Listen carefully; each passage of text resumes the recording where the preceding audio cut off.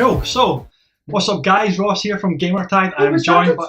Have we started? What are you telling me? No, we're just going to keep on rolling. That's all going to go. So, this is episode 4 of GT Talks, where we're going to be talking a lot about E3, the biggest event in gaming. Would you say it's probably the biggest event in gaming? Even EGX is. EGX. Oh yeah. Oh, absolutely. Oh yeah. I look forward to in September anyway. So I'm only saying that because we don't get to go to E3. I know. That's all for those guys on the west coast of the US, unfortunately, they get to do it. But we are going to be doing a bit of a discussion. It's going to be quite a long one, I think, because there's a lot to discuss. A lot. All about all the press conferences, EA's press conference, of course, Xbox's conference, Sony's conference, Nintendo's conference, Ubisoft's conference. There's an absolute ton here to discuss. Are we going to do Nintendo's or Bethesda's because they hardly did anything? Well, I mean, they were only about half an hour, weren't they? But I think it's worth a mention, a cursory mention anyway, probably.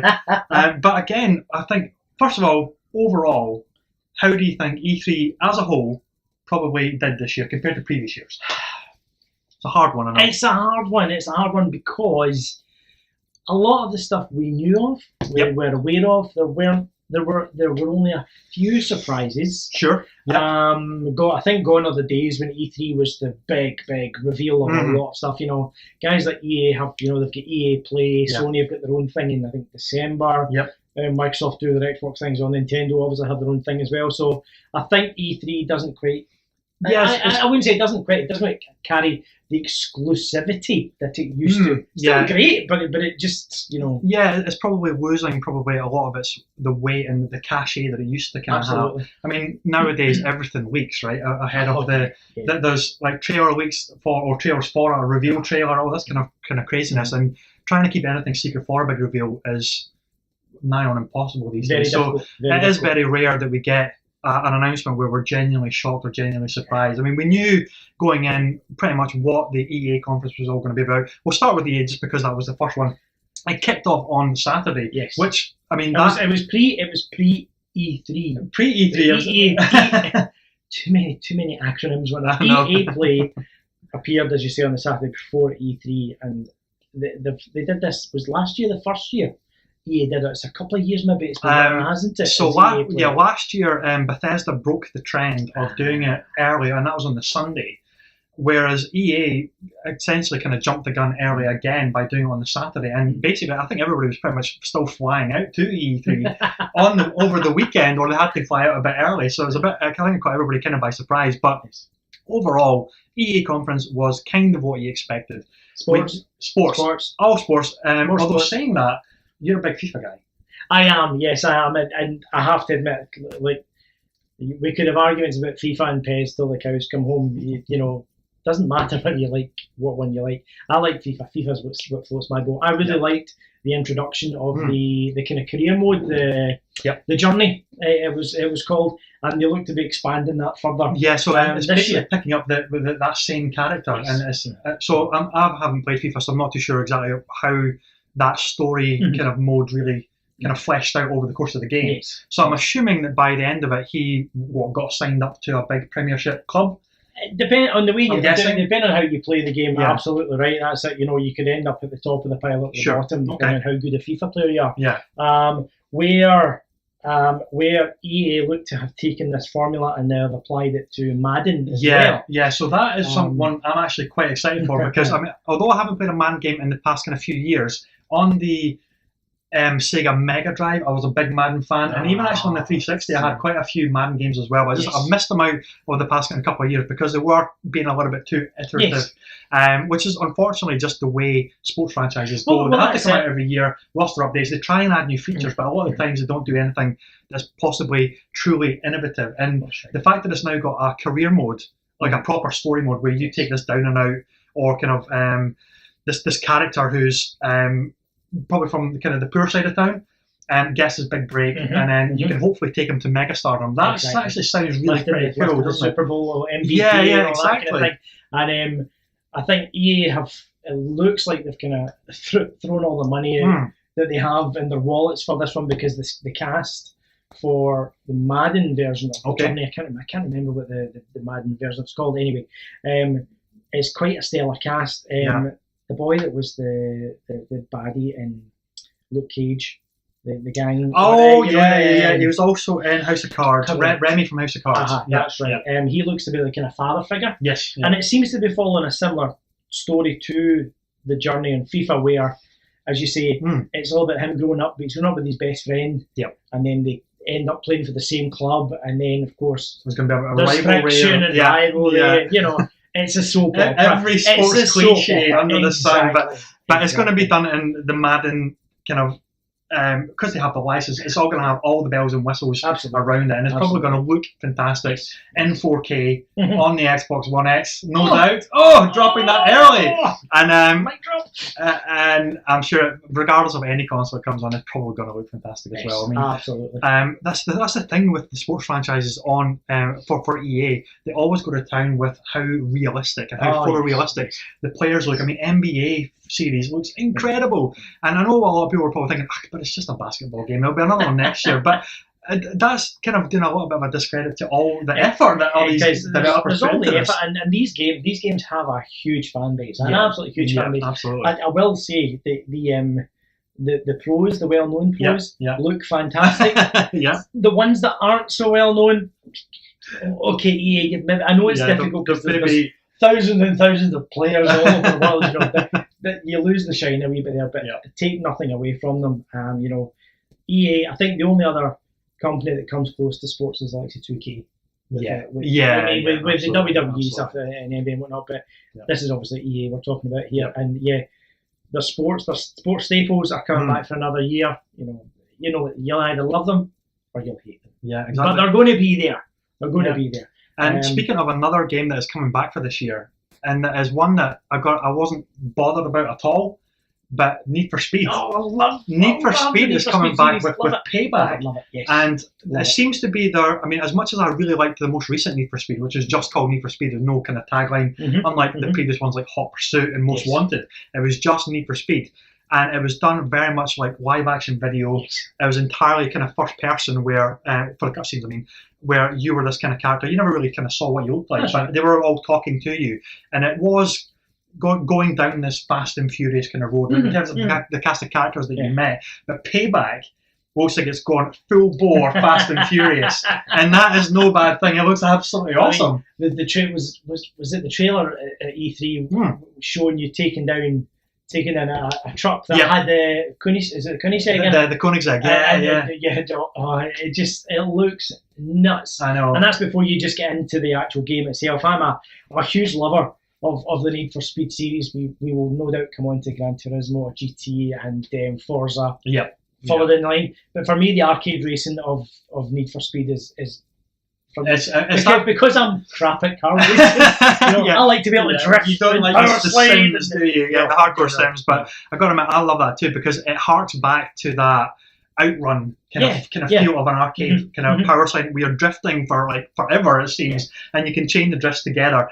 But also, what I really liked about the Payback kind of reveal during that sequence that you mentioned about taking down the truck or breaking into the truck, there was obviously like I want to drop Hot Pursuit here, but it was basically a pursuit where these obviously the cliche German automobiles, blacked out windows, black sedans, right?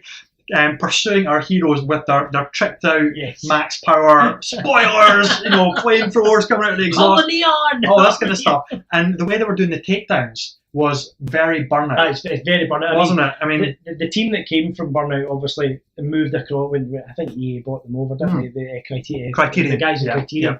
The majority of that dev team came across, and there is an awful lot of Burnout in these recent versions of Need for Speed, which is another reason why I love them. It's going to be awesome. It's the kind of thing where you go in knowing it's going to be completely dumb, stupid fun, but you know what? That's what works for Fast and Furious as a franchise. I mean, who would have thought a dumb movie about drag racing cars in downtown LA would spawn $1 billion franchise, 8 movies deep? Absolutely. It's just ridiculous. So if Payback can capture the heart of the group, the cast of characters, like what Fast and Furious have done on the big screen, then I think it's going to be awesome. Absolutely. The crashes alone, when you see some of the crashes are spectacular in this game from what I've seen so far. So yeah, it's one of my radar certainly, because I still EA Access has Need for Speed. Oh, the early trial or something, do they? Just the full game. If you've got EA Access, okay, you can have the full game, the last game in the series, wasn't it? That was. The most recent one. I beg your pardon. Yeah, that's right. Whose That's name right. escapes me. Well, it was just Need for Speed. That was the reboot, wasn't it? It was a bit of a reboot, yeah, but it did. Yeah, that was pretty cool. So yeah, it's definitely one of my radar. Definitely. It looks pretty awesome. Now, one game that I want to kind of highlight for EA's press conference that I was totally shocked about, but after seeing it on the reveal and reading a bit more about it post-conference, it looks amazing and it is a hell of a gamble for an indie game that looks like a Naughty Dog game. You know what it is? I know what it is. It's called, I'm trying to remember the name of it, A Way Out. A Way Out. I was like, is it Prison Break? What the hell is it called again? A Way Out. Now, the coolest thing about this is they're touting it as co-op only. So there's going to be online co-op. Yes. But I believe there's not going to be any matchmaking. It has to be somebody that you know, a bit like Destiny in that regard. Yes. There's going to be matchmaking either. So it has to be somebody on your friends list, I'm assuming, or couch co-op. Now, couch co-op is going to be probably the ideal way to play it. Yes. But like us, I'd love to be playing this game with you. Absolutely. We obviously can't get together all the time. We get together occasionally for a drunken stupor, but sometimes, most of the time, we are on Xbox Live or the PlayStation Network, so we're going to be kind of chatting through the headset and playing that way. But the fact that the whole thing, now, I don't know actually how the online co-op is going to work if you get a screen each, but what was really cool about the local co-op is that it's split screen, so player 1, player 2 goes about the game, and they don't have to stick together. They can just go about different parts of the game, and you see them side by side in the split screen. I have a feeling. I'm pretty sure EA said that even if you're doing it online, you will both still have that split screen because you have to see. You have to see what your partner is doing to kind of help you plan things. I do. You're absolutely right. I love the fact that EA. This is a gamble. It honestly is a gamble for somebody like EA. For any of the big publishers to release a new IP like this, it's got a great hook to it. It's got a fabulous hook to it. Yeah, both it does. As you say, couch co-op or even online. The fact that and it's hugely story driven, which is another big thing. The only thing I'm slightly concerned about is because the real E3 was so kind of, it caught everybody off guard. And thought, oh my god, what is this? And everybody's been banding about comparing them to Naughty Dog, which makes me nervous because yes, it looks phenomenal. The presentation looks great as well, and it does look like an Uncharted style of game. Well, there's a lot of that bit that we saw at E3 reminds me of the opening scenes in Uncharted 4. Yeah, where Drake's in prison. Exactly. But what I'm a little bit concerned about is that people kind of overemphasize or put on they build it up too much to what it's not going to be. That they're going to be expecting this massive AAA adventure game. Whereas it's an indie game. You have to remember that it is an indie game, so it's probably not going to be possibly that long or that big in terms of the set pieces. It might be. We might be, talking absolute bollocks here, and we're totally surprised. But the fact is that it starts in prison, but it's not just in prison. No. You actually get outside. The prison part seems to be just a little bit of it. And then they showed footage of you out in the wilderness doing different things, in a diner where. I think I'm trying to remember. Did a police officer come in, and then your other guy is in the John, that's right. doing his business, and then it's like, oh, what do you do? Is he going to make your buddy in, and do you have to take out the sheriff or all this kind of stuff? This paranoia. This is what's really exciting about it. There's hugely exciting about it. All these ways that open up. But indie title. Please let's not have another debacle like No Man's Sky with this, please. Yeah, it's expectations. Expectations, and I hope lessons have been learned from that. Although this has nothing to do with EA, obviously with No Man's Sky, but hopefully that this doesn't get so hyped up and so many things promised. At the moment, it's looking fabulous. It does really nice to see a new premise. Really nice to see a new idea. Entirely new idea, which is great for EA as well. And then. I'm just trying to think before we get to the big one of EA's press conference, which we all know. Was there anything else before we get into that one? Well, we'll save the other one that I was going to raise just now. We'll save that for the Xbox one. Oh, okay. Which you know which one I'm talking about. I know exactly which one you're talking about. That's fine because that was the main reveal was on the Xbox conference. It was just a little logo teaser, so we kind of gloss over. I'm not interested in the logo teasers. We want the games. Give us the gameplay footage. But yeah, Star Wars Battlefront 2. You can tell we're our big Star Wars fans here. Back in episode one, wasn't it? Gamer Titles, wasn't it? Oh God, yeah. At the start of the year, obviously Battlefront 2 was on our must-watch games list. Yeah, that's right. And holy crap! What a cracker! Yeah, so we put together a a bit of a kind of wish list as what we thought. It hadn't been announced when we did that one. It was part of our most anticipated games. That's right. And we started to just basically spitball what we thought, what we wanted, what we were dreaming that would be featured in it, and did pretty much that reveal deliver most of that. And I think there were a lot of really cool money shots. I mean, I think the fact as well, you know, and again, you always. These days you learn to take these things with a pinch of salt, but when you see the video running with the actual in-game footage, you can go, oh man! Because it does, it looks fabulous. It does. I don't know where to start with it. Well, first of all, before you have a little think, the Battlefront games, let's be honest, Battlefront 1 looked phenomenal. Yes. It looked and sounded phenomenal. The graphics of these games, the presentation of the games, that's never been the issue. The issue has been content. And EA listened, and they have admitted that the first one was rushed out, and they really have kind of listened to fan feedback, and they even did that on the press conference very humbly, which was quite impressive to see from a massive conglomerate like EA. Absolutely. All those kind of tweets firing up on the big screen. It was like, everybody wants to know, is this going to have a campaign? And oh boy, does it have a campaign. But not just that. Pretty much every Star Wars game, apart from possibly TIE Fighter, Next Wing TIE Fighter, they've always taken the approach of you play as the Rebel Alliance. Or somebody in the Rebel Alliance, or somebody who's just a down-and-out Joe who gets sucked into the Rebel Alliance's side. I'm thinking KOTOR here, where you don't really start off as any allegiance as such, but you basically side with the Rebel Alliance, and that is your story. Now, what's exciting about this one is that it takes on the premise that you are an Empire soldier. Yes. An elite kind of special forces sort of thing. Yeah. Special forces. What looks to be special forces.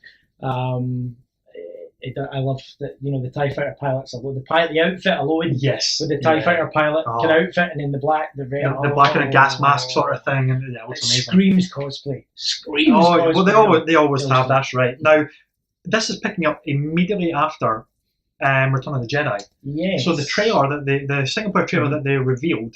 Not E3, this was before E3, was a shot of the main, I don't know what I call her, protagonist. Is she an antagonist? Because she's siding with the bad guys. I don't know, are the rebels going to be an antagonist? Yeah, exactly, yeah. Does she switch sides? Ooh, I don't know. But basically, it's her looking up on Endor, seeing the Death Star explode, and then it's the very kind of question that nobody really thinks about. It's like, shit, there's thousands of these troopers who were just soldiers with not necessarily any kind of brainwashing as such. Thinking, well, I was just fighting a war here. My captain, my commander has just been blown to shit. What happens now? Yes. But of course, the war still rages on, as what's clear. Yeah. And we're just really excited to find out where that's going to go on a narrative kind of standpoint. And is it going to be an epic one? Is it, hopefully, I'm hoping that they're not going to do the thing which a lot of heavily multiplayer games do, and is treat the campaign like an extended tutorial for the multiplayer. And I think that's such a cop-out, and it's such a missed opportunity as well. It's exactly what they did in the first Battlefront, really. That was the big downfall, you know, when you played it solo like that. It was just training missions at the end of the day. Yeah, exactly. So I'm hoping that they do a really robust, really substantial, interesting narrative. Yeah, absolutely. We obviously want all those set pieces. We want the space missions. We want, you know, bombing around Hoth in an A-wing or an X-wing or a snowspeeder taking out AT-ATs. But of course, the new planets, which they're maybe going to hint at as well, or of course the classic planets we're probably going to get to see as well. But it's really taking that approach from the side of the Empire as a whole. I mean, the doors are off basically. Exactly. Right?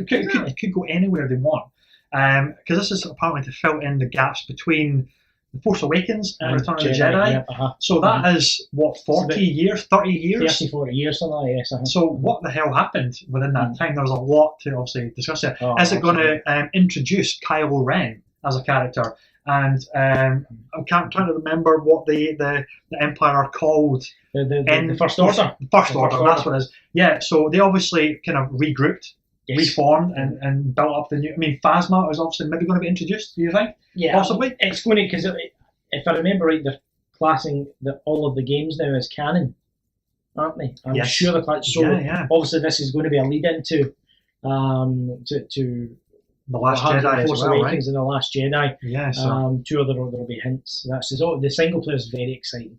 Very, very exciting. It's going to be awesome. But the multiplayer is going to be amazing. We haven't even talked about the multiplayer. And there was the multiplayer that was a big reveal. And we've completely glossed over it. Sorry, guys. So the multiplayer, they're spanning all 6 movies. So the prequels, a lot of them were hate them. They looked stunning. Oh, they look better. They look better than the movie. It looks better than the movie. It's crazy, isn't it? I mean, and the fact that they're bringing back classes, which was the biggest thing that everybody wanted. Did they mention clans of any kind? I think they did. I'm trying to remember now. I can't remember off the top of my head, but I hope they introduce more than just your 2-man. Oh, the squad up, squadding up, because that was a bit of a feeling of Battlefront. I think you only had one partner. You couldn't form your squad. We want that. We want when they kind of Battlefield 1 type Battlefield. We want the Battlefield 1 kind of setup really, where you can form your own squads, jump into it. I think it maxed out what was 5 or 6 per squad. 5 per squad, and then you just jump into your game with your pals in the same squad instead of being randomly picked wherever there's a gap on the teams, and bringing back all those game modes that we loved from. All those game modes from the original Star Wars Battlefront games on the OG Xbox. Now, as a side note, completely off tangent here, because I'm jumping ahead a little bit to the Xbox conference, but we will come back to this, because they announced backward compatibility for the OG games on the Xbox One, do you reckon they're going to make Battlefront 1 and 2 compatible? Wow, that would be big. That would be huge. Or do they not want to go there just in case? Because they've been, Microsoft have been drip feeding the backwards compatibility on the 360 month on month. Yeah. So that would be very interesting to see. I mean, you're also talking about classics like Star Wars Starfighter and Jedi Starfighter. That's right. Pod racing. Pod racing, which was actually a really good racing game. It's especially with the resurgence of games like Wipeout coming back. I mean, Pod Racer is the time right for a resurgence there and other kind of older games that we've kind of maybe forgotten about or the younger generation have no idea about. I would bring that kind of stuff happily go back and play Commando. Republic Commando. That is Republic. We have waxed oracle about this for so long, hours and hours, weeks. I'm pretty sure it comes up at least every couple of months, doesn't it? We badly need a new Republic Commando game. A squad, 4-man squad, elite troopers. That would just be amazing. But anyway, off tangent a little bit. We diverge a little bit, but back to Yoda, the multiplayer. Yoda, Darth Maul. You get to go Rey. You get to go Kylo Ren as well. Kylo Ren. All of them. You get to fly a Naboo starfighter. Which the shot looked fabulous where you're chasing the droids. Is that the one with the guy floating in the building? It was lovely, and it was fabulous. And then the great bit where you've got the Republic Suicide Commandos. by pilot. That's it. The Republic Commandos all come into the area is clear, and all you hear is double bladed lightsaber comes in. It's like So what I think is really cool about obviously the new heroes that they're adding to it is Darth Maul. They purposely made him he cannot block because it would have been him way too powerful. Yes. So instead he has this spiral charge move, which basically minces everybody. As soon as you see Darth Maul, you're like, ah! Holy crap! Basically, turn and run. You can't lightsaber helicopter, isn't it? Yeah, pretty much. So he was pretty awesome, and that's the only real hero that we saw on the gameplay reveal. Was mostly just Darth Maul. I think we saw guys go on those massive super droids. Yes, with a hand out, and the hand kind of flops down. The laser blaster kind of pops out and just closing everybody down. Because funnily enough, we had the battle droids and we had the normal droids. The rolling ones with the shields that pop out. No, that would be pretty awesome. Maybe they'd become enough because I love this.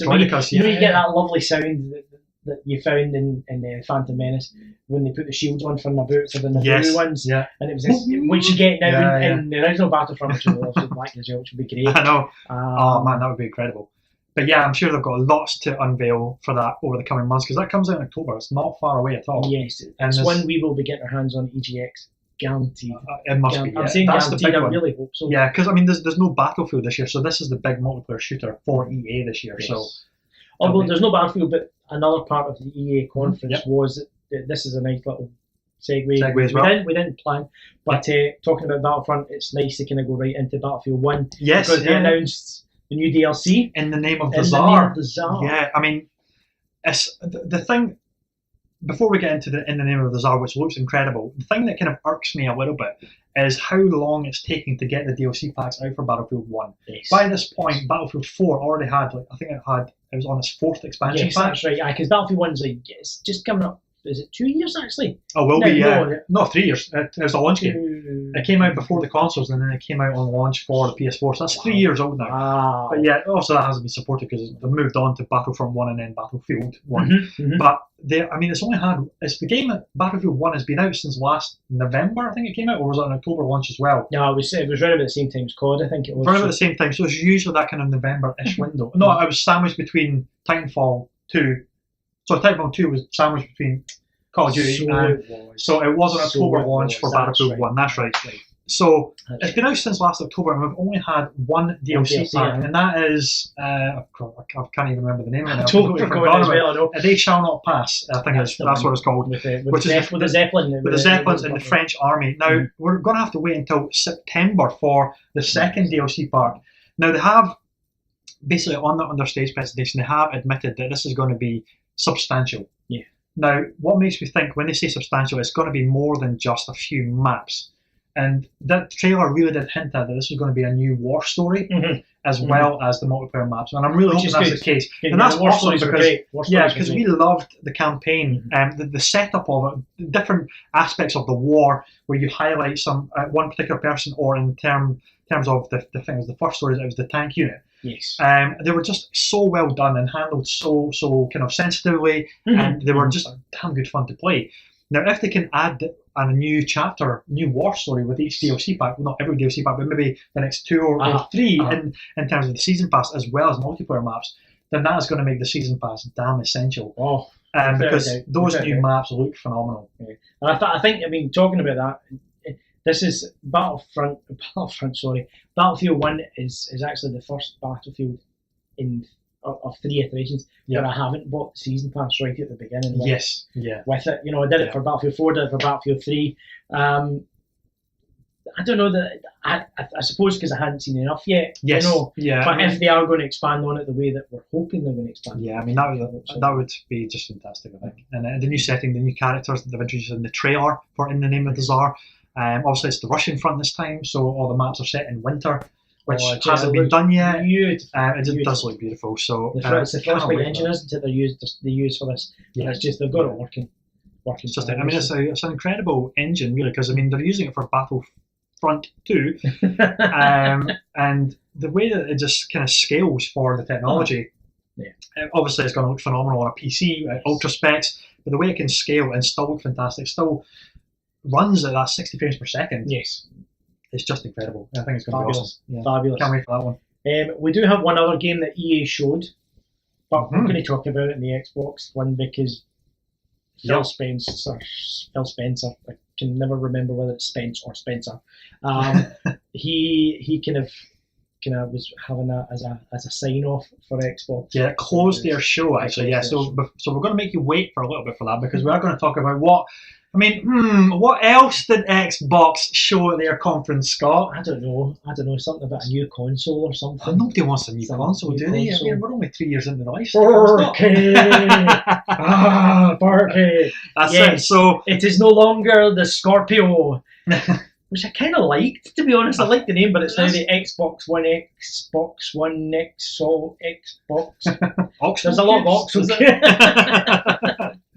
So, yes, it's funny because One X. I think everybody everybody knows Scorpio, and everybody's still going to probably call it Scorpio, and everybody prefers the name Scorpio. They're like, Xbox One X, it sounds a bit boring, doesn't it? But it's just a name, and ultimately, the Xbox 360 was a rubbish name as well, and look how we all go over that as well. And it's like, are you playing the 360 tonight? Ah, sure. Are you playing the One X tonight? Sure.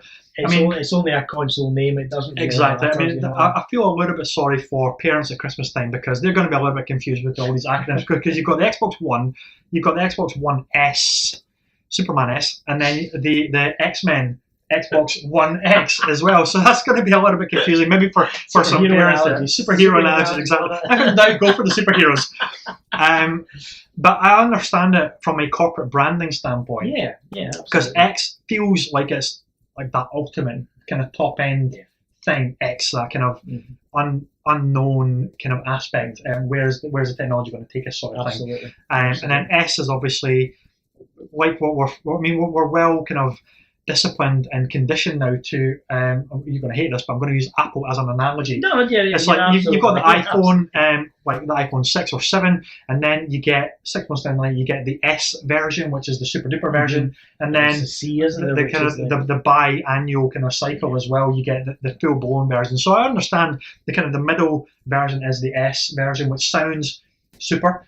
And then you've got the base version, which is just the Xbox One, and then the top level one, which is the X. So I understand. I mean, I think naturally it was only right that Microsoft kicked off unveiling. I mean, that's what all the chat was beforehand. Yeah. What I did like so much about Microsoft's show this year was that they kind of went, "This is the One X. Yep. Let's just put that to the side and talk about the games." Yes. So they obviously had to come out swinging. Hi. And whilst I'm not sure overall it was a phenomenal show, I mean, I still think their best show was actually the couple of years ago where they announced backward compatibility, because that was huge. I think that was probably their best show yet. But saying that, it was an incredibly solid show. I mean, they never really missed a beat. They came out, they knew what they had to do. They said, this is the technology, we know you know about it, we know about it obviously, this is what we're going to call it, this is its technology. They'd already released the specs for it, and they gave it to Digital Foundry, who did the in-depth stuff, and it really was a case of, okay, here it is, this is what it looks like, it goes on sale, it's going to be this price, done. That you know what it is now. Here's a brand new Porsche. Exactly, yeah. This is what you really want, is a Porsche GT Carrera. We would all love a Porsche GT Carrera, to be quite honest. We just sell it for games, wouldn't we? Absolutely, absolutely. I mean, would. On that front, I mean, Phil came out, and he said 42 games, 22 exclusives. Yes. Now, which is it? There's a slight bending. There's a slight disclaimer going on there, because whilst everybody whooped for joy, us included, in our separate houses, we were like on Skype, we were like, "Oh my God, did you see the 22 exclusives? Holy shit!"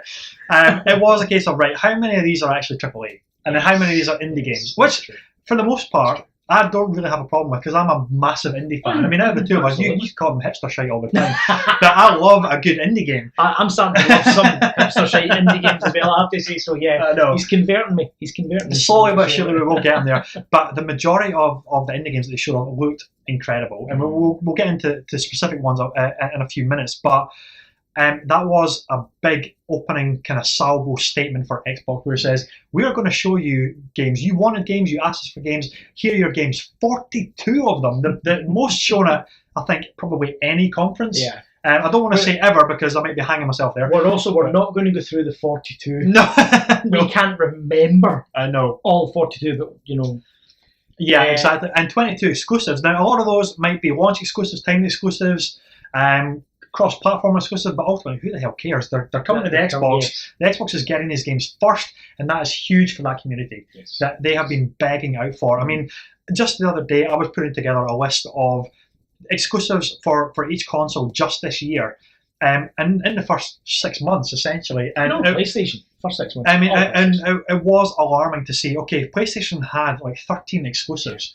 I know most of those were from the Japanese support, but we had Horizon Zero Dawn, we had Gravity Rush, we had Tales of Berseria, we had Yakuza 0, we had loads of games, we had Nier Automata, we had Neo, all these new IPs coming out, and Xbox had Halo Wars 2, which is a great game, it's an RTS, but it's incredibly niche, and they were starved for games.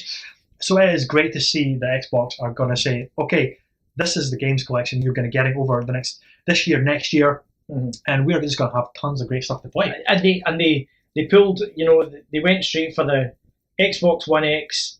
Here's something that kind of displays the full power of it. And I mean, we all knew Forza 7 was coming as part of this reveal here. Yeah, well, that's it. I mean, this comes back to what we were talking about earlier on about E3 not really being full of that many surprises. Sure, the big surprises. But by God, when you saw Forza 7 running, and that's 60 frames a second, 4K, HDR, holy all the acronyms you can list, right? I remember when we were chatting during the live stream of it, and I'm saying to the guys, this is photorealistic.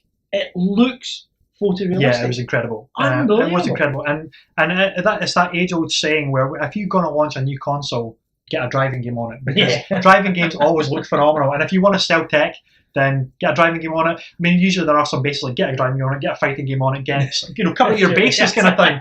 But to be honest, Forza is such a behemoth juggernaut of an IP for Xbox that we can't wait to at least see, get a bit of a hands-on, hopefully at EGX this year. Fingers crossed, if anybody at Eurogamer is listening, get it.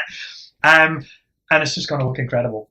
It is. And then eventually, looking forward into the future with my crystal ball head, the eventual Forza Horizon, which will be coming to the Xbox One X as well. Yeah, so the Horizon series is the Horizon series. It's a bit more arcadey. It's still got a bit of sim going on there, but it's way more accessible. Yeah. And Horizon Zero Dawn, Forza Horizon 3. Apologies, guys.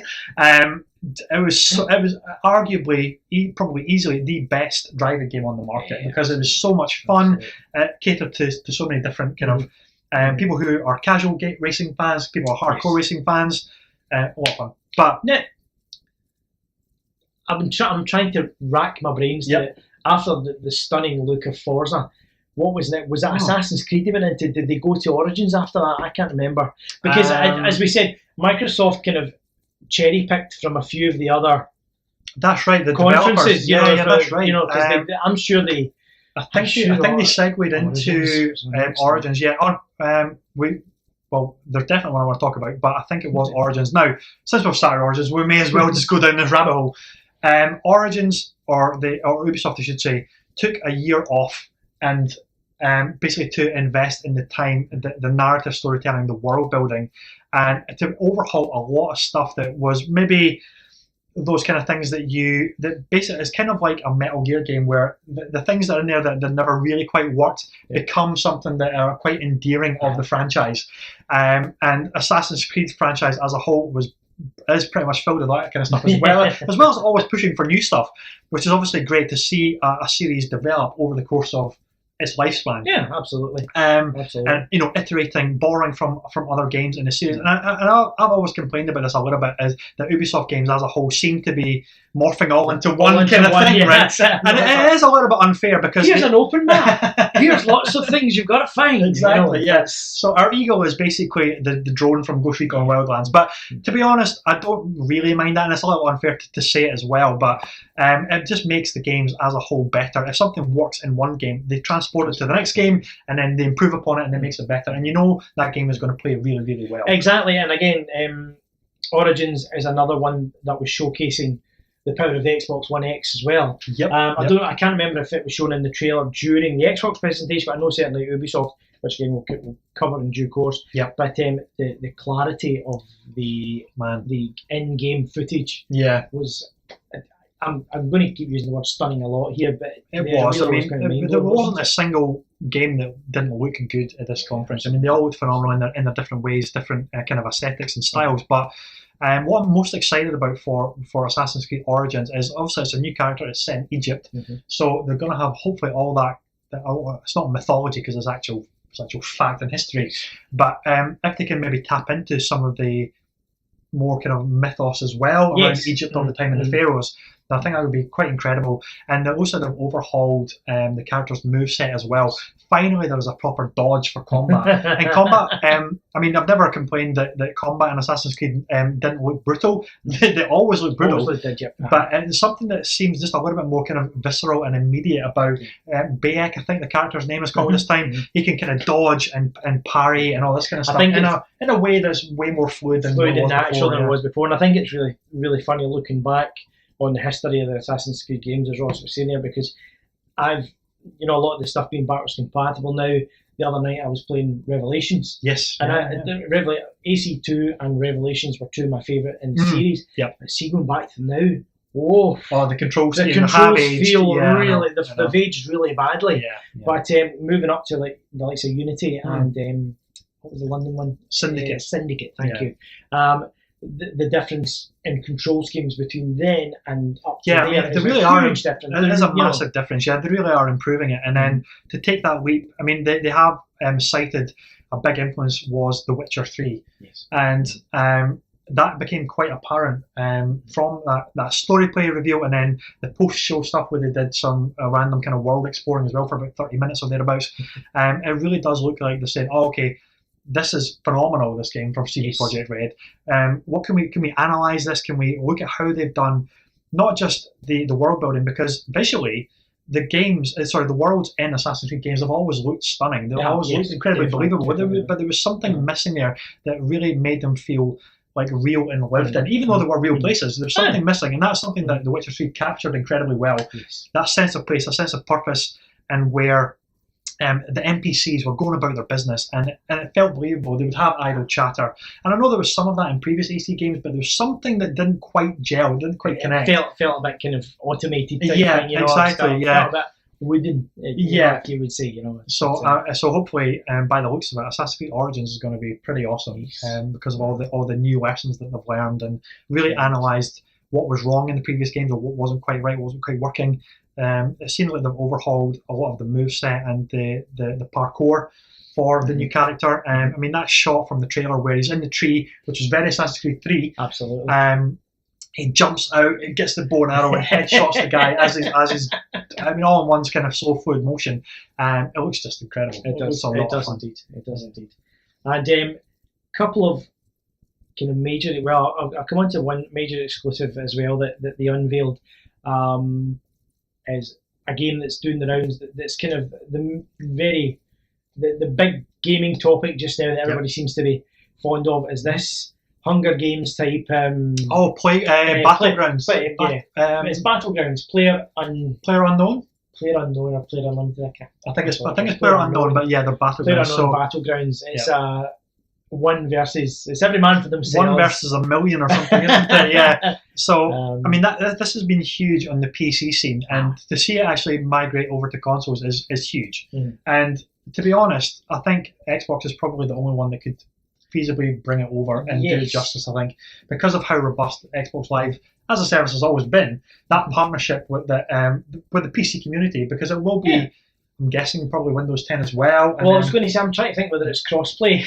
I can't remember. I don't think they mentioned anything about it being crossplay. I don't know if it will, because that might give PC gamers a bit of an advantage, just because of the mouse and keyboard. Yeah, exactly. So they'll get absolutely Xbox owners will get absolutely owned like crazy from the PC community. But the fact that it is coming over, and it's this kind of, as Scott said earlier, this battle royale, Hunger Games kind of thing, where I mean, I've never played it, but I've heard lots about it. Everybody on Twitch is streaming it. They have this massive perimeter on this massive map. 8 kilometre by 8 kilometres. Yeah, and what's cool about it is that you can't just like sit in the corner like we would probably do and just wait for everybody to kill themselves. The perimeter gradually gets incrementally smaller and smaller to herd players together into combat. So it was pretty cool. You start off with nothing. You're basically dropped in. It is, as you say, Battle Royale, Hunger Games type thing. Whereas obviously Hunger Games had a Horn of Plenty and the cornucopia in the middle. Yep. But you have to. There's, I suppose, there's kind of elements of like DayZ. DayZ was it? Where you can either choose to work. You can either choose to work with these other players, or whether it's like there's that kind of standoff between players where.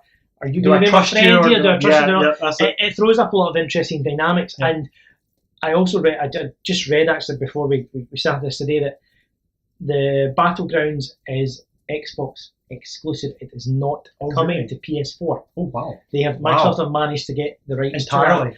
And I think those are you can play it just now in the preview program. Can you? And I think it's a closed beta, if I remember right. Oh, nice. Which is another good way that they're going to be allowed to iron out the bugs and issues, get a lot of player feedback and that, which is good. Obviously Microsoft are trying to work hand in hand. As Ross said, it's not a genre that either of us really know much about. You really don't want to see Scotty spawning into a map in just his pants. I mean, that would be.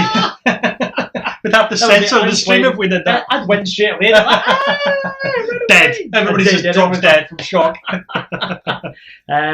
So yeah, I mean I think that has the potential to be huge on the Xbox. It does. But there was a lot of games that were a real surprise for the Xbox that got shown off, and part of this, we call this the sizzle reel. But you saw a little bit of them, but not a massive amount. And one of them was. I think it was called Code Vein, I think it was. Now, it looked like, first of all, it looks like Xbox were getting some Japanese games, which was awesome. True. That's which is great to see, because there are some phenomenal JRPGs out there, and the Xbox were unfortunately missing out on. So Code Vein apparently looks like a bit of an action RPG, but way more in the likes of Dark Souls, Bloodborne, but with an anime kind of slant to the characters in a kind of photorealistic world, which is a bit. It kind of reminded me a little bit of like kind of the mechanics of Devil May Cry and stuff like that as well. You know, but it's the fact that they're managing to get some of these styled Japanese influenced or styled games is a huge thing for the Xbox. I mean, Microsoft have traditionally done very, very poorly in the Far East. So maybe they're going to have another try. Well, hopefully, this market. I mean, all they need is the developers to get on board and bring their game to that platform. So, I mean, I'm really quite excited for that. And maybe the kind of game that I completely suck at and then temper tantrums, throw the controller away. But it looks incredible. And if it's a bit more action RPG as opposed to Dark Souls RPG, which I completely suck at, then we would probably be all over that. But another one that they announced in that Scissor was Black Desert. I think, which has again been on PC for a good while. Yeah, so MMO again. But from the thing I always kind of dislike about MMOs is they always usually look a bit rubbish in terms of the graphical presentation. But Black Desert Online, I mean, visually it looks stunning.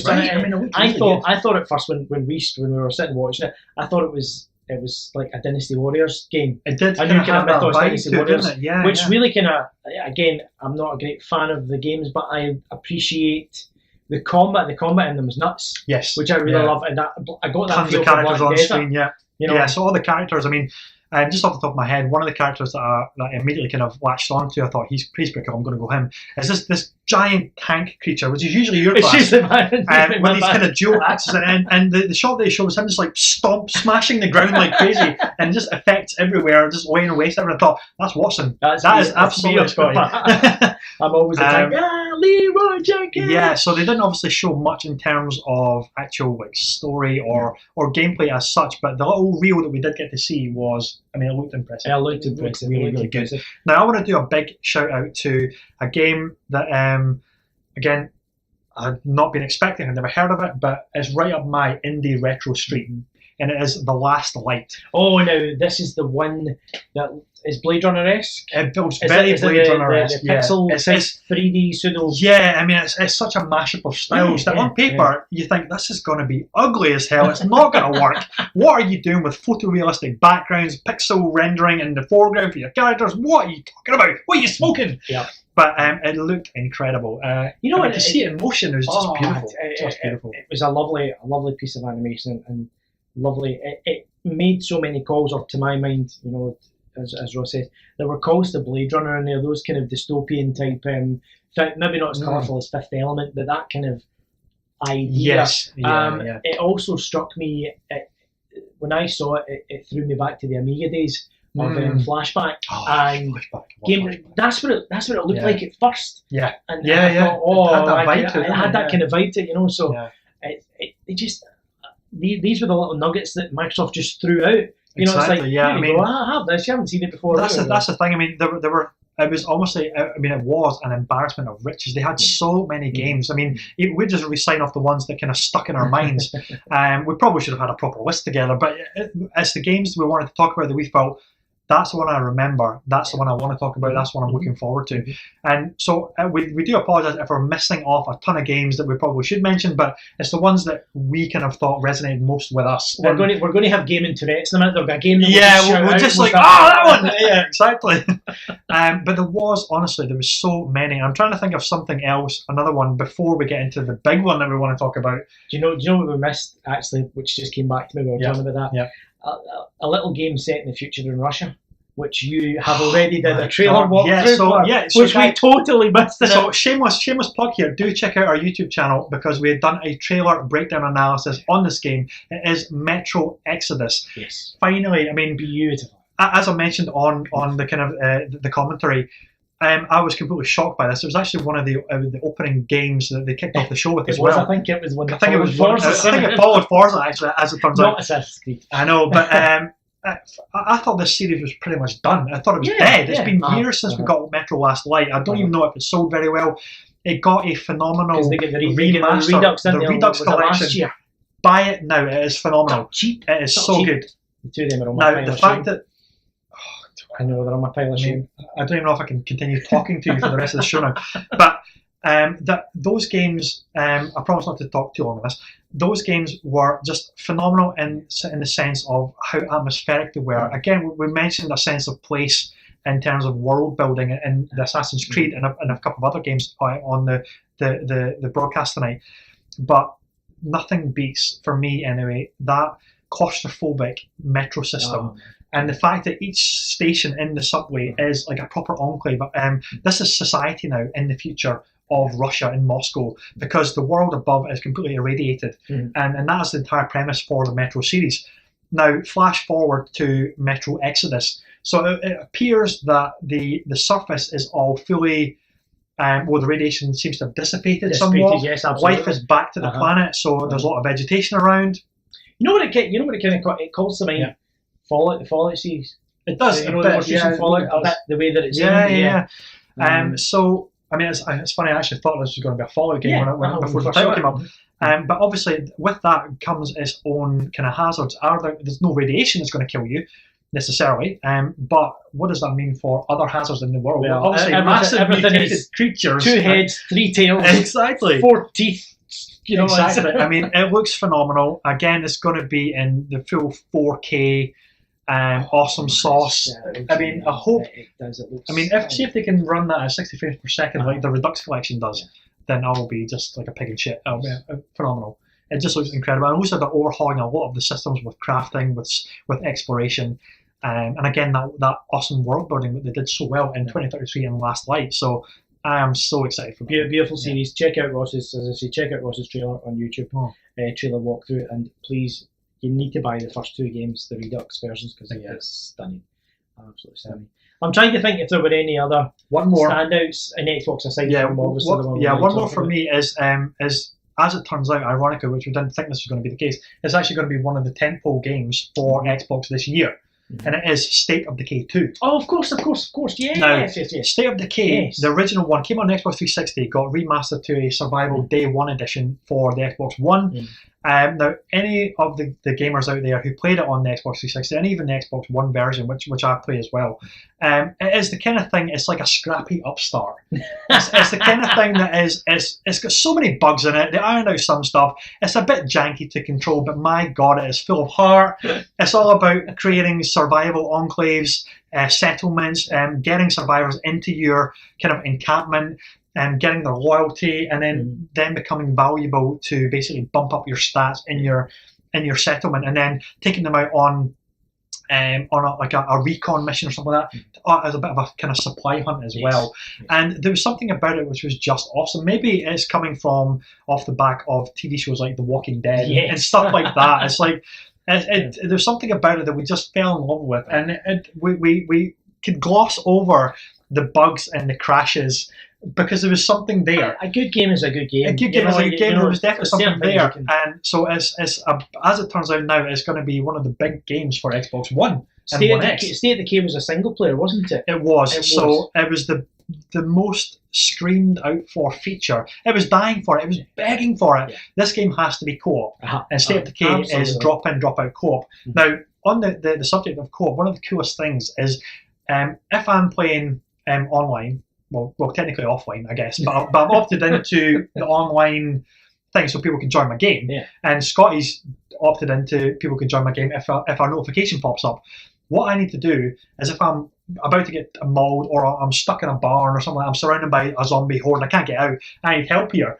Basically, your character will set up a flare in game, and I love how it's not just sending an invitation and Scotty just randomly jumps into the game. It's actually keeping it in game, in the world. I'll set up a flare, and then now I don't know if the flare appears in your game or you just get a notification. But basically, you will arrive in my game as help or support. Seeing the flare would be pretty cool. I don't know how it's going to work. It might pop up on the horizon line or something like that, but. That would be pretty awesome, and the fact that it is drop in, drop out co-op. Because I think as well, like the whole flare thing.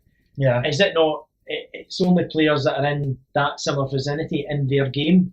Maybe. I'm not too sure the specifics of it just yet. So maybe the guys in the comments can let us know any specifics that we're kind of glossing over here. But the fact that mechanic exists is makes basically State of Decay 2 an instant purchase for most people. And they really have refined, fingers crossed, refined a lot of the issues that arose in the first State of Decay. The graphics now look way better.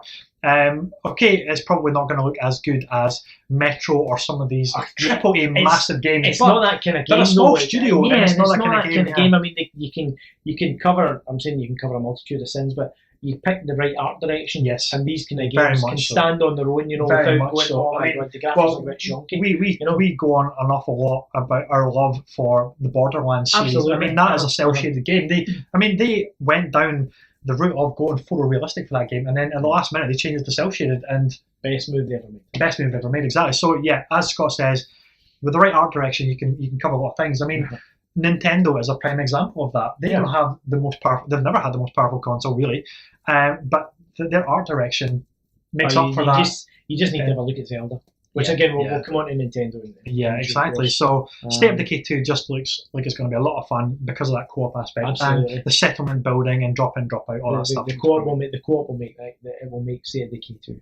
Absolutely. Yeah.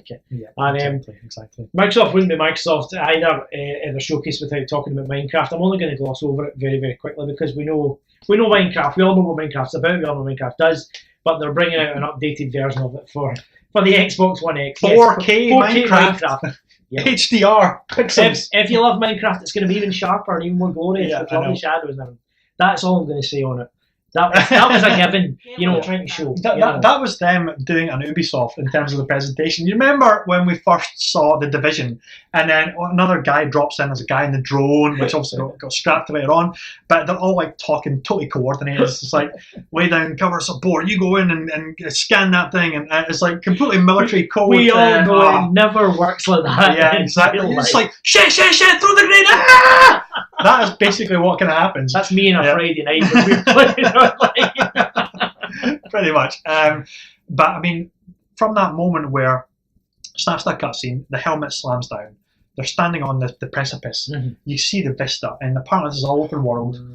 And then they just basically, Iron Man style, they just jump off the ledge, thrusters kick in, and they're basically just almost like Section 8 or something like that, right? Where they're just kind of flying and piloting through this canyon. You see the wildlife, like it's very Avatar in that regard, just like bounding along beneath you, and then you're just flying and piloting, and it just looked incredible. I think our jaws were on the floor. That reveal was definitely. We'll probably again we'll recap this then. That reveal was probably my favourite of E3. Oof, really? Definitely. I mean, just probably. I'm a Destiny nut. That kind of stuff all floats my boat. Yeah, and that was just that. Out Destiny. Yeah, I mean, what's going to be exciting for that is not only 4-player co-op, none of this 3-player fire team rubbish, 4-player co-op finally, but it's going to be the dynamic events which happen in the terms of these like electrical storms, but also the customizability, the upgrade trees, all the stuff that they have. It's BioWare. I mean, it's BioWare. It's BioWare. So, and of course, BioWare is renowned for their writing, their side quest writing, all that stuff. I mean, that is going to be just incredible. That's going to be a tentpole game easily for, unfortunately, next year. What they're touting. Probably by the tail end of next year. I think it could be as far back as Christmas. I mean, it's optimistic if it actually hits this November 2018 launch day. It could easily slip into 2019.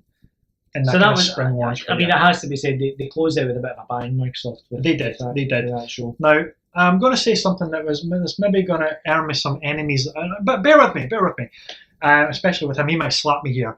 As strong as the Xbox show was, right? He knows exactly where this is going. As strong as the Xbox show was, a lot of exclusives, a lot of them indie exclusives, a lot of them time exclusives, all phenomenal, right? All great. That's exactly what we want. But there was nothing AAA, brand new IP that you can say, this is the platform going forward. This is the franchise. I agree. This is the franchise we're investing in going into the future over the next kind of 2-3 years. Now, does that matter at this stage? Maybe not. But that for me was just a little dent in the armor there. I agree. Taking my Microsoft cap off. Yeah. I would agree. They came out with Microsoft came out with lots of big hitters, but there was nothing. Like a Halo reveal or something like that. Exactly. Or something brand new. This is our new mascot going forward. I mean, all that kind of stuff, which was just missing, just a little bit missing, and then but everything else was. I just excellent. remembered of another game during this. Tourette's! And I think we missed because it actually was quite a disappointing fleeting glance, and that was Crackdown 3. Yes, I mean, what? Because yeah, I know after E3, the guys at Microsoft were saying we wanted to focus on the single player. That's why we didn't show the destructible, 100% destructible scenery of the multiplayer. Sure, yeah. That cloud-based nonsense. Yeah. Powered by the cloud. That's like the not the imagination engine. What was it? Sony's the emotion engine, wasn't it? Okay. Sony came out with. Right. Okay. Yeah. They all have them. Yeah. They all have them. So yeah, I totally forgot about Crackdown 3 because you know what? The only good. Sounds terrible. The only good thing about the Crackdown 3 reveal was Terry fucking Crews. Yes! Terry Crews. Yeah, I know. Yeah, I mean, Crackdown 3 will sell because we've been waiting for it for so long. It will be what it will be. You know exactly what it's going to be. We love the original Crackdown. Oh, yeah. Missed Crackdown 2 because, well, I don't know why we missed it. I played Crackdown 2 and it was more like kind of Crackdown 1.5. Okay, yeah. It was a different dev studio by then. Roughing Games had kind of moved off it. Right. Crackdown it was one of the releases on 360, one of the first releases on the 360 when it came out. I remember it came with the Halo 3 beta. Yes. I mean, it was as a way to sell it. It was a stunning game. Yeah. Brilliant game. It was addictive as hell just to collect all those orbs. I think it must have been one of the earliest full open world games. Yeah, probably. For that platform, yeah. I'm sure. But yeah, Crackdown 3 as well. As we remember, I'm sure, as I say, there'll be another one. Oh, no, remember another game. I know. See, that's the problem. That's the problem with starting with Anthem first, is we've forgotten all these games. Because we've completely forgotten about Sea of Thieves as well. Oh, jeez. What the hell? Microsoft, we're so sorry. Now, that's what happens when you get 42 games to cover. Exactly, you forget them all. You absolutely forget them all. Now, Sea of Thieves is a game where I could have cared less about in previous press conferences. I thought this is entirely dependent. It's going to sink or swim, no pun intended, by a regular platform, a regular group of friends to play with. You're not going to play this with randoms. You can play this with randoms because you're going to be way more fun when you with your best buds, and you're going to commandeer a galleon and run the high seas, hunting for treasure, all that kind of stuff. Now, that gameplay kind of reveal that we saw at this year's E3 got me totally on board. I have to say. I'm sorry, I'm dropping all these horrible puns on board. Walk the plank, Ross! Walk the plank! Shiver me timbers! Exactly, I know. But the fact that it is not just you on your galleon, you're sailing the high seas, doing combat. You can actually take to the land, do treasure hunting quests as a team. That for me is where this game's going to shine. I think it's going to be a lot of fun. Like, encountering those skeletons, maybe even encountering other pirate groups. Well, that's it. I really like the fact that during this, because it was, I think Sea of Thieves. For all we forgot about it, Sea of Thieves was probably the longest time they spent on any game. Yeah. During their 2-hour stint showing their games. Yeah. But it needed it needed it because Sea of Thieves feels like it's been in development hell. All you see is all the time is new letters saying it's in closed beta, it's in closed beta, it's in closed beta. Like technical alphas this weekend, all this kind of stuff. When is it coming Still out? Still not got a blooming invite to it. I can never get connected. There you go. But I love the premise of when you go hunting the treasure, you can get the treasure, but you know what? You need somebody to back you up because you need me to shoot you in the head and steal the treasure. Or throw you overboard to distract the shark. So I can get away with the treasure. Exactly. I mean, there's a lot of... you're talking about the whole... When we came back to talk about PlayerUnknown's Battlegrounds earlier on about the trust issue, there's going to be a huge degree of that with Sea of Thieves. That's if they're going to include Mutiny! It. If you can. Mutiny! Oh, mutinies. Yeah. Oh, God. Scott's on the helm. Time to mutiny. Captain Jack Sparrow. Where's the rum going? Where's the rum? Where's all the rum? I mean, it's going to be one of those games where, say, if you get in a group of friends to play regularly, all you'll start doing is talking pirate. The whole game. Army hearties. It's all that's going to happen. Plus, you can get fired out a friggin' cannon to another ship. That's going to be so cool. So I'm hoping that there's going to be AI ships. And AI, other AI enemies roll the high seas as well, as opposed to just PvP. Yeah, I mean, there's obviously when you get onto the land with the skeletons, that they're obviously AI in that sense. So the hope is, you're quite right. The hope is that you'll have galleons that you can attack, They maybe don't have as much in plunder. They maybe don't have the quality of loot that maybe ships that are manned by other players do. Yeah, exactly. That'll be like high risk stuff, like going into the dark zone in the Division or something like that. It's that kind of risk versus reward, isn't it? I can't believe we forgot to see it happens. There's 42 fucking games. There's so many, and we're old. It's a lot. Our memories are going. We only have enough brain memory. Excuse. That's our excuse, and we're sticking with it. So, have we wrapped up the Xbox one? I think we pretty much have. If we've missed anything out, do let us know in the comments, and we will feedback away. They showed Cuphead again, which is apparently getting a release at the tail end of September, and that looks fantastic. So there you go. It does. I mean, it's not my cup of tea, but it does look cool. I mean, I love the 1930s aesthetic there, and it's like classic Mickey kind of thing, isn't it? It looks incredible. Yeah, it does look incredible. So, what's next? Shall we wrap on to Sony and their press conference? They showed nothing interesting. Oof! Oh! See, one's a fanboy, one can care less. What I loved about Sony's presentation was, aside from the really bizarre Indian music and the waterfall at the start. Well, that was getting you in the mood for Uncharted. I know that was getting you in the mood for Uncharted, right? Yeah. But I loved the way they just they came on. Your Sony boy, whose name escapes me at the minute, he came on. He went from thank you very much. Jesus Christ! You can see that this is the Microsoft. This is the Microsoft boy in me coming out, and he came on and he went, "Here's the games. I don't need to do anything because we're the top dog just now," and they are. Sony are the top dog just now, and I mean, with Lost Legacy. Legacy to kick them off.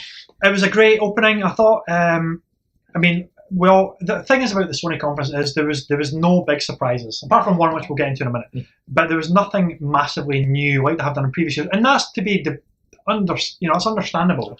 There's only so many brand new games you can announce, and then you have to actually ship those games, and then you have to show off gameplay of those games. So basically, this year for Sony was them expanding upon the games they've announced in previous years, but showing more extended gameplay, more information about those games. Now, The Lost Legacy is exactly what we're expecting, exactly what we're hoping for. Well, actually, it's turning out to be much bigger than what we're expecting. It was supposed to be a little spin-off DLC, but now it seems to be spiralling into almost a full game. Well, I was trying to get a handle on the timing of it. This is set before Uncharted 4, isn't it? I think it is. I think it's set just before Uncharted 4? Well, there's a bit of a rumour going about that when it's actually an interview with one of the Naughty Dog devs on the Eurogamer website. Do check it out. It's a Q&A, where they've actually said that when they started out, it was supposed to be small, but as the narrative process started to flesh out Chloe's backstory, so and that obviously made it into a much bigger project. So I'm assuming that we're going to get a lot of backstory for these games, maybe in flashback context. And which will then bring us right up to date with the start of Uncharted 4, I would imagine. And also, how on earth do Chloe and Naomi, is it Naomi? Christ, what's her name? Nadine. How on earth do these two know each other? It's Claudia Black, isn't it? There's a voice of... Claudia Black. Babylon 5, yeah. No, that's Claudia Christensen. Oh, is it? Claudia Black was in... Claudia Black? Is she? The other, not Andromeda, not Farscape. Oh, Farscape, the other one that I didn't watch. Yeah. It really does show we're getting old, doesn't it? Old stuff. Memory's going. Yes. I mean, that was good. Because at the end of Uncharted 3, she'd left Nathan. They're kind of. They were never really with. They were never really with one another. They were friends with benefits, or explorers with benefits. Searching for antiquities in each other's pants is what they were looking for. Pretty much. That's a good way to put it. Like that. It's good to see her back though. I mean, I really. Yeah, she's like the fact a fan favourite. Yeah, they're fleshing out the characters more, and especially because the first time you see. In Uncharted 4, when she appears, she's wearing all that. Not Nadia, Nadine, not Nadine. Chloe. For goodness sake, my brain's gone. My brain's gone. Sorry. When you first see Chloe appear, that's when at the auction, and she's all dressed up to the hilt. Never, isn't it? In Uncharted 4, I thought she's not in. I don't think she's in Uncharted 4 at all. Wait a minute. No, was she not the one in when they steal the? No, she's not in that at all. I'm getting her mixed up. God, I need to replay it. That's terrible. No, she's only in Uncharted 3. Unless she pops up with the gun in Uncharted 4. There you All go. along I've been thinking this was a story for I thought she was the girl on Uncharted 4. You've caught me off guard now, I really can't remember. Let us know in the comments if she is on Uncharted 4, we can't remember. I'm descending this into chaos. I know, but sorry. It's looking stunning. It's looking absolutely They did what they needed to do in terms of showing a lot. I mean, the only thing that makes me nervous about that is that they're showing too much of it for an expansion DLC. So it must be massive if they're showing so much of it. Because what's going to be left to really play? And that segued into the other DLC, which I'm really excited for. This little lady here. This little lady here. Can you see on camera? There you go. She is back for her standalone DLC, which is the Frozen Wilds for Horizon Zero Dawn. Now, winter always works well. Winter is always coming. I mean, she even looks like Ygritte. So I mean, yeah, we're going north of the wall into the wildlands. So yeah. So what's cool about this is, well, actually, we don't really know much about it. You need something to do with a mountain. You need to watch to the degree that you're not kind of giving away any spoilers here for. Well, yeah, I'm not going to talk about this very much at all. I don't want to talk about any that could even hint to spoilers for the main game, but it's probably going to be awesome. I'm hoping it's going to be awesome. Guerrilla have really proven that they're up for taking the quantum leap into the upper echelon of developers with this new franchise. Yeah, really looking forward to that. They look, I mean, it looks like more of. I have to admit, it looks like more of the same, but there's obviously a whole new set of mechs, but it looks like some monstrous mechs. Yeah, new map, I'm assuming as well, or new section of the map, which probably is going to be massive as well. The kind of volcano, which is appearing obviously to be the centre of what this DLC whatever the narrative core is going to be here. It looks amazing. So yeah, definitely. Yes, it's looking fabulous, but then Horizon Zero Dawn is one of the best games, visual best games out there at the moment. I mean, yeah. So what I'm trying to think what was next. We're just going to kind of jump across games in different orders here. Now, a game that I could not have cared less about prior to this E3 was Days Gone, because they showed it off. This is an internal studio called Sony Bend Studios, and the big reveal last E3 or was it last E3? No, it was PSX. E3. Oh gosh, no, maybe it was PSX. Yeah. Now, maybe it was PSX. One of the two, I can't remember which one. They basically showed the Luke Starkiller, and basically has forsaken his Jedi ways, and he's now in part of a biker gang. Right, he's all scruffy. He's a bit of a hobo. Okay, he no longer has a lightsaber. He has a Harley instead. Right, that's what he does. And he's gone full hermit. And it is a post-pandemic epidemic world, I'm guessing, real world setting. There's an infection which is turned around into zombies. It looks a mashup of World War Z, Walking Dead, Last of Us, all that kind of stuff. So the demo that they showed was really put me off it was just him mowing down a massive zombie horde. And I thought, is this just a shooter? Is this just a third-person shooter with a zombie horde? That's all you're doing. This looks. I mean, okay, it looks very visually very stunning. It looks good, but I have to be honest, like you, I remain to be convinced. Yes. Now, flash forward to this year's E3, where they actually took an entirely different demo, showing you how different this game is in contrast to that zombie horde kind of mowing them down demo from last year. It showed you the mechanics, it showed you the tactics that are available, it showed you more of the world, it showed you more of the people in the world that you have to align yourself with. Yeah. And this is where I became fully on board with this. Now, it opened up with him on his bike. There was wolves chasing him. It was at night time. He turned around to shoot a wolf. Then he didn't see a clothesline, which took him right off the bike, and that was a trap laid by these bandits, I'm guessing. Mm-hmm. And then it turned into this really brutal fist fight, and it's not sugarcoating anything here. It is ultra violent. And then he made his way down to his bike was obviously busted up. He couldn't ride it again. He made his way down, kind of through the bushes to a ravine, and that's where he planted a bear trap. He lured a guy over it to get caught in the trap. All this misdirection stuff and tactical gameplay, and not a single zombie in sight at this point. At this point, it's just humans as your enemies. And then it gets down to the ravine. You see a massive zombie horde or infected horde. I think they're called freakers in this game.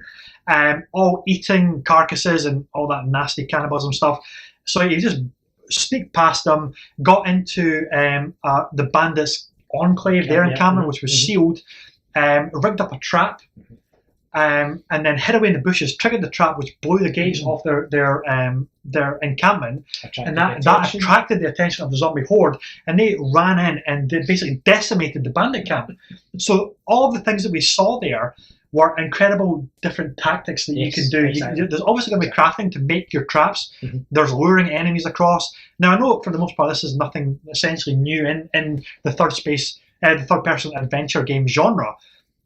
But to see those different tactics at play and see how different you can play the game, how you essentially see fit, it makes me really, really excited. Now, apparently, there was a behind closed doors demo of Days Gone as well, which is only for the press, all that kind of stuff, which was basically what they did, and they're really touting the dynamic world and the weather and the day and night system. So they've changed the parameters of the same section of the game, essentially, right?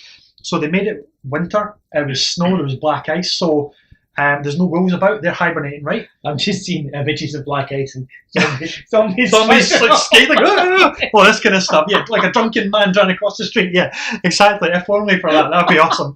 That's the next Dead Rising game. Now, what was cool about this is he obviously had to change his tactics. He couldn't take his bike because there was ice everywhere, and therefore he didn't get clotheslined by that trap. The trap was still there, right? But he didn't take that. He took another route, and then he spotted the bandits waiting for him. So he triggered the trap early by headshotting one of the guys, and then it came into again a full-on fisticuffs. But he had the upper hand this time. They were totally off guard. Where is he coming from? And it turned into another really brutal takedown, but very, very different scenario. That's a much better way of showcasing the game. I mean, I know obviously last year it was really just a teaser to exactly your appetite, but it's good that Sony took a chance to layer this. Yeah, very much so. In the same way, I mean, they did the exact same thing with God of War as well in this one. Well, nice segue there, yeah. They took last year's stunning looking introduction, cinematic gameplay reveal, wasn't it? And then they really expanded it more. A bit more as well. I'm a big fan of Norse mythology as well. I mean, and it'll be very interesting to see how Kratos is going to be, how he's going to be applied into that. I mean, okay, it's God of War. We pretty much know what we're going to get from it. Yep. Again, like that. There looks like there's going to be elements of crafting, hunting, almost kind of Tomb Raider-esque type. Yeah, but again, it's borrowing a lot of things from the games that are out at the moment that are doing this. I want to say new open world kind of mechanics and doing it incredibly well. Borrowing from it. I mean, games like Shadow of Mordor do have done it. Horizon is very much done it. And just borrowing all the best bits from these genres and expanding it into Kratos' next kind of journey. And what is the biggest shocker for the series is we're all used to not controlling the camera in God of War ever. It's all just fantastic camera work, different angles. Exactly. You control Kratos, the right thumbstick, which is normally used for panning the camera in third-person games, makes them kind of roll out of the way in previous games. Apparently, this one is entirely full-blown kind of third person where you control the camera, but apparently there are no cuts. It never cuts away from Kratos. And what I mean by is it could pan away to see some kind of epic scene, but it will never cut away like quick cutting cutscenes or anything like that. It's all one take. So from his perspective, it's all basically like a one-take game, which, I mean, that sounds like a hell of a challenge. I mean, why would you do it to yourself, right? So I'm really excited to see. Is it Santa Monica again that's doing it, obviously? Sony Santa Monica, yeah. And the coolest thing about it is Corey Barlock, I think is his name. Don't hang me for that if I got it wrong. But he was hired as a lead animator on God of War 1, became the game director of God of War 2. And also did most of the writing on God of War 3, but then left the studio before that shipped. And now he is back with a brand new team. A lot of the old guard are still there as well, but he's heading up a new team to do God of War 4. So the pedigree and the care and the passion that this guy has for this franchise, it's going to be incredible. I mean, the stuff that we saw in that gameplay, I mean, we're going to do another deep dive trailer analysis of exactly what we saw in the majority of these games as well.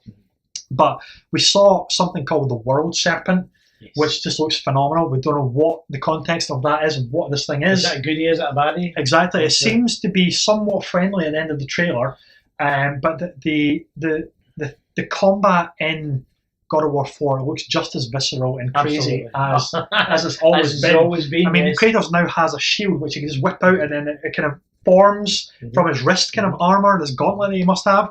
It just looks like it's going to be insane. We've yet to see any naked ladies, but I'm sure there's, with Kratos, I'm sure there's been many. Well, Norse mythology, with Thor kicking about, there's going to be a lot of kind of boobies going flying here, there, and everywhere. So they might have to like do battle to definitely to take the maidens, Definitely. shall we say? Yeah. I mean, is that this year or is it next year? Going on? That's, We haven't been given a release date yet. It's more than I thought there wasn't. 2018 I'm pretty sure there wasn't a release date or even a release window. So that's most likely going to be next year. Yes. Sadly, I mean that was the thing. The majority of Sony's game reveals were all next year. All next year. Which is disappointing, sure. But as we said at the beginning of this broadcast, Sony's first half of this year was been stellar. Was jam-packed of Yeah, exclusives. And Sony historically never really launched anything big in the latter half of the year because that's where all your big third-party games come out. That's it. You know, as we've mentioned, we're going to get Battlefront 2, we're going to get Destiny 2, we're going to get Call of Duty. There's going to be Call of Duty. I mean, there's the next Battlefield expansion pack,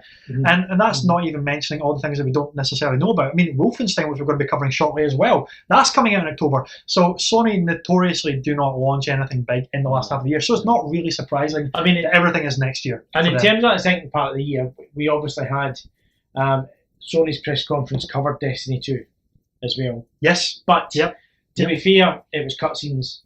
We know the deal behind Destiny 2. Your light is taken away from you. You know, it's Destiny. It's the same Destiny, but they're adding more. They're expanding more. They're doing a lot of really interesting things, which they all unveiled in the presentation before the conference. Anyway, so I mean, to be honest, if developers are going to be doing stuff like that pre E3, then what's left to really give them the big wow factor at E3? So we already know and what to expect of Destiny, which again they're finally expanding. Hopefully the story content. They're expanding on all the systems. They're expanding on guided matchmaking, is it called now? Correct, for raids? that's it, so that you can have the 6 players in there that exactly. you couldn't do before. Yeah, so there'll be a veteran essentially leading the group. I'm guessing, and then they will basically talk you through how to do things, the structure of raids, all that kind of stuff, and help you along. So you can. So I mean. So everybody can experience what a raid is. I mean, we've been playing since year one Destiny. We've never played a single raid because we can never get 6 players together, and well, we don't even know what to do when we're in a raid. So nor do we have enough time to go through our raids, to be honest. Exactly. So hopefully Destiny 2 will rectify that as well. I'm trying to remember. Did Sony show? And obviously Activision didn't have one of their own. Was it Sony that showcased Call of Duty? They did. They did, didn't they? As well? I made a faux pas during our live broadcast of the conference. And I said, "Is this Battlefield?" Oh! I thought, no, it can't be Battlefield because Battlefield historically aligned themselves with the Xbox brand. We can understand completely why you would do that because COD's going back to World War II. Yeah. It's going back to its roots. It's going back to its roots. And to be honest, I am very happy with this. Call of Duty 2 was a launch game for the Xbox 360. The first game I owned on the console. Oblivion, and Ghost Recon Advanced Warfighter. Wow. That's going back a bit. So I still have my original copy on the PC of Call of Duty. Really? Still have Call of Duty 1? The very first one. Oh my goodness. The very first one. You should crack that out in the broadcast. But yes, they are going back to the roots. It looks stunning. It looks like we're doing the trailer that they showed. Yep. Just looks. It's actually so good to go back to boots on the ground away. But I think that's what I loved about Battlefield 1. Battlefield 1 threw in, it made it very much, for me at least, an even playing field. Yes. The snipers, don't get me wrong, the snipers are still very even though it's not even at all. How many, what's our KD ratio? Negative 20 or something. It's something terrible. But, COD started getting a bit silly with Black Ops and then with going into with Infinite. Much I loved Infinite Warfare. I loved the single player of Infinite Warfare. Yep. The story mode in World War II looks as if it's going to be pretty spectacular. It looks like it's going to be a really, really good story. I mean, it's focusing. I mean, take this with a pinch of salt as well, good or bad depending on your perspective. It's focusing on the American side of the war. Always does. Usually, well, apart from World of War, I think had different angles. But I mean, I'm hoping that they almost look to how Battlefield 1 handled its campaign. not in terms of war stories or anything like that, or copying or anything like that, but how sensitively they handled the subject matter. It's not, yeah, gun ho, America, yeah, let's do this, like, da, da, da, da, da. It's like, yeah, we want a war, all this kind of stuff. I'm hoping that it's sensitive to all the parties that were involved in the war. By all means, focus on one American unit. Look how fantastic Band of Brothers is as a miniseries. It was phenomenal. Again, treating a subject matter with the respect that it needs. And again, it's exposing an entirely new generation of kids that have never seen the World War II era of Call of Duty. They probably don't even are that aware of World War II as in its historical context either. Apart from school, but who pays attention in history class in school, to be honest? So this might even be their first real introduction to World War II. It's been the best part of 70 years since World War II. Exactly, so, 80 years actually, not long. So to see Call of Duty go back to World War II is fantastic in our Yes. We're not very good at all at online Call of Duty. But the campaign looks really strong this year, and that dude from Transformers is in it. Don't let that put you off. Josh Duhamel. Josh Duhamel, yeah, he's actually really good. But that dude from Transformers is there, not Mark Wahlberg, the other one. And it looks like it's going to be just a good, hopefully well written, well handled campaign. And from a first person shooter, talking about well written, Quantic Dream. Holy crap! Yeah. So showcase more of Detroit. So yeah, David Cage. Now, love him or hate him. I hate him. Yeah. So love him or hate him. Okay. David Cage is infamous in the industry for trying to do. He's pushing boundaries. Pushing boundaries with interactive narrative storytelling, not necessarily gameplay, but in terms of his motion capture, the writing and performance capture. It's really kind of what these games are performance capture more than anything else.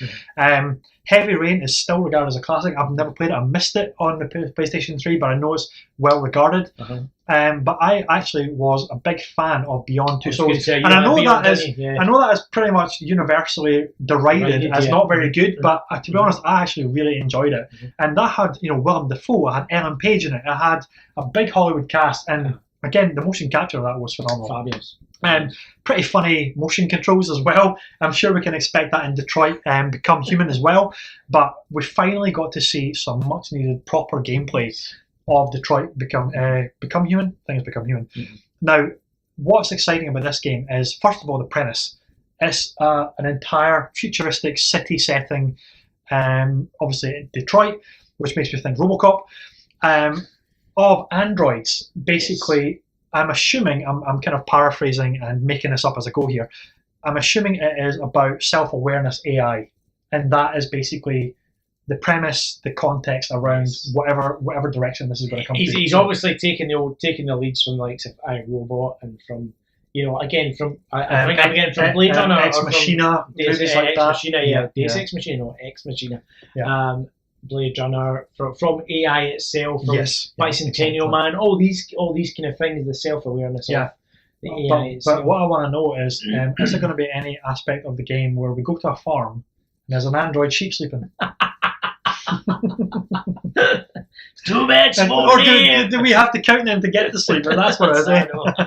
The old Philip K. Dick's short story there. But it was, what was cool about the gameplay reveal is it gave you options, and it showed you how to solve a particular scenario. Do you hide from the cops? Do you confront the cops? Do you try and run away? And it was this branching story path that you never know where it's going to take you, and that's going to feed brilliantly into replayability.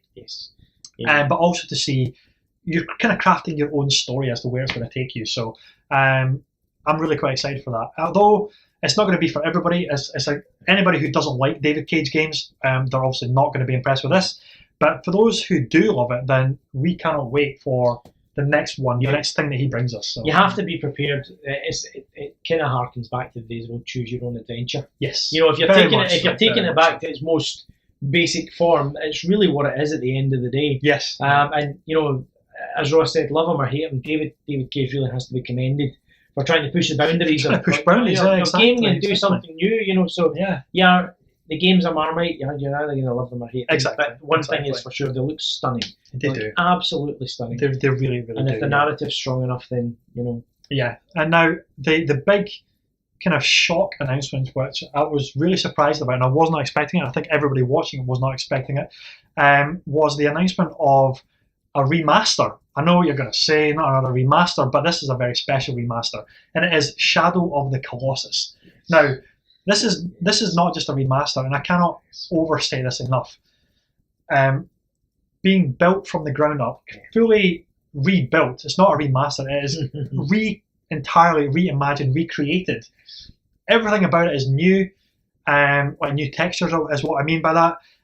By Bluepoint Studios. Now, Bluepoint Games are easily the kings of the remaster in their industry. They did the Uncharted remaster collection. They actually did the you remember Titanfall 1 on the Xbox 360? Yes, they did that port for that, which apparently was actually so good. A lot of people didn't need to upgrade to the Xbox One, so whoops there. They are renowned for kind of doing PlayStation remasters. They did, I believe, they did the Splinter Cell remaster, but I'm not too sure about that. They definitely did the Metal Gear Solid remasters. These are the guys you go to for a remaster, and the care and attention that they go to with the remasters is just phenomenal. I mean, if you give them enough time and obviously enough money to do it, they'll do a phenomenal job. And what was shocking about Shadow of the Colossus is just how good it looked. I couldn't believe it when the review came up at first. I'm sitting watching it going, I know these scenes from somewhere in the back of my head. And then, of course, the horse, you came around with the horse and I'm like, oh my God. Yeah, I mean, again, I use the word stunning, the colossi. Again, seeing them fully, with the whole new textures, and the new moss over it. I mean, what I'm really hoping for is that they overhaul the controls and make it feel like a modern adventure game. If they do that, then this is going to be an instant purchase for everybody should own this game kind of thing, because it is it's the kind of game where what you're doing is stripping the world of some of the most fantastic creatures. So you're really kind of heartbroken about having to do this, but the reason you're doing it is to get their power in order to save your true love, essentially, is what it is, to bring her back to life. But in order to do that, you have to take something wonderful from the world. Yes. And that is these colossi that Scotty mentioned earlier. You may have just spoiled the whole game for everybody there by saying that. But look, the statute of limitations on a 15-year-old game, I mean, come on, right? That's basically the premise. And it's not about the destination, it's about the journey. Exactly. And, I like that. Thank you. You like that, yeah. And again, it just looks phenomenal. Now,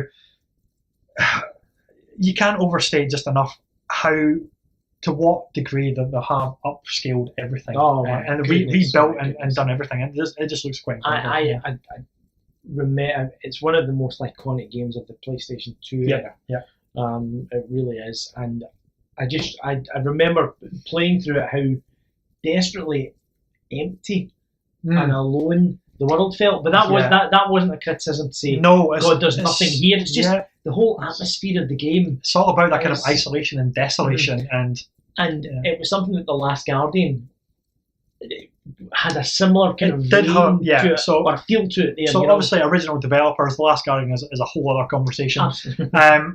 That game took so long to come out, but I mean, a lot of people love it or hate it. Were disappointed it wasn't worth the time we wait. I personally loved it, but it has that similar vibe, that vein running through it, from Ico to Shadow of the Colossus to Last Guardian. It has that vein or that collection of games, and now to finally, I mean, I don't really want an Ico remaster or anything like that, but you never know, we might, if Shadow of the Colossus sells well. But to have Shadow of the Colossus on the PlayStation 4, getting completely overhauled, rebuilt, new controls, I'm looking forward to that as well. And that was that was ironically the big shock announcement from the PlayStation show. It got a big pop. It got a huge pop. It did. It was like a show. It did. And I'm trying to think if there was anything that was the standout moment in the Sony. Well, one for me personally, I think, I just think is the next one that we're going to talk about. See, Shadow of the Colossus, I think, just was such. It means so much to so many people. From people of that generation, our generation. Me too. I'm only kidding. It has significance, and then again, a whole new generation are going to get to experience that as well.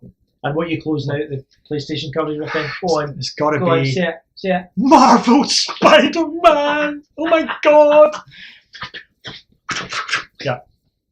I was actually worried that I can't wait to see his trailer review of this, by the way, because it's gonna be crazy. So I was actually worried that as soon as I said Marvel Spider-Man, Watson was gonna whip off his top and his jeans and he'd have like a Spider-Man suit on underneath it. Bring out the gimp. we will thankfully save that for another show. Yeah, we will do. I think we have to. Actually, a launch stream. I think we should have for a launch stream. Should we do that? Yeah, we got to do that, right?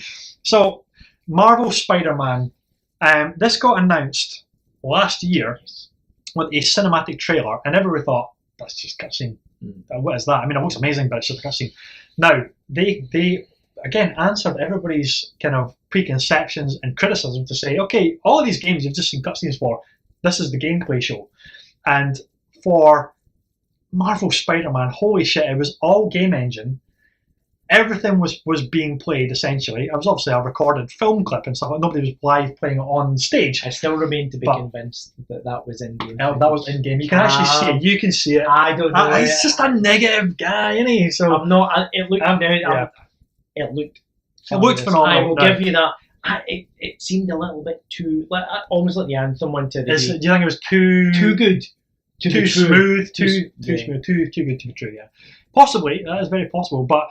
Again, it had the HUD, but see if it does. I mean, it looks amazing. I mean, this has been built by Insomniac Games. Now, for anybody who doesn't know who Insomniac Games are, they are the Ratchet and Clank studio. They created the reboot, remaster, re-envisaging Ratchet and Clank, which came out last year. I think it came out. That's right. And that is phenomenal. Go check that out as well, because that is a brilliant return to form. And they also did the Xbox exclusive Sunset Overdrive. Now, which was okay. Which was okay. Very well received. Don't listen to him. Sunset Overdrive was batshit crazy, absolutely bonkers. Now, if you actually look at Sunset Overdrive, you can actually see the groundwork being laid. You're absolutely right. You can. So, in terms of like environment traversal, whereas Sunset Overdrive was all about kind of grinding and bouncing, Spider-Man is all about jumping and swinging.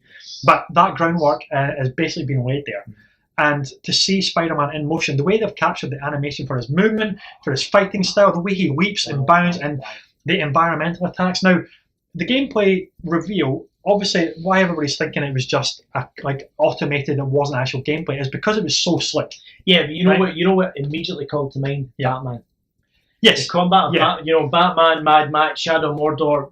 That kind of very much so. So if you think about viewers, if you think about the way Batman latches onto his grapple hook to gargoyles and swings up. Now, basically, Spider-Man, I don't think he can do it to any surface, but a lot of surfaces in the world, you'll see the L1 prompt or LB if you're an Xbox. No, you can't play an Xbox. It's exclusive to PlayStation.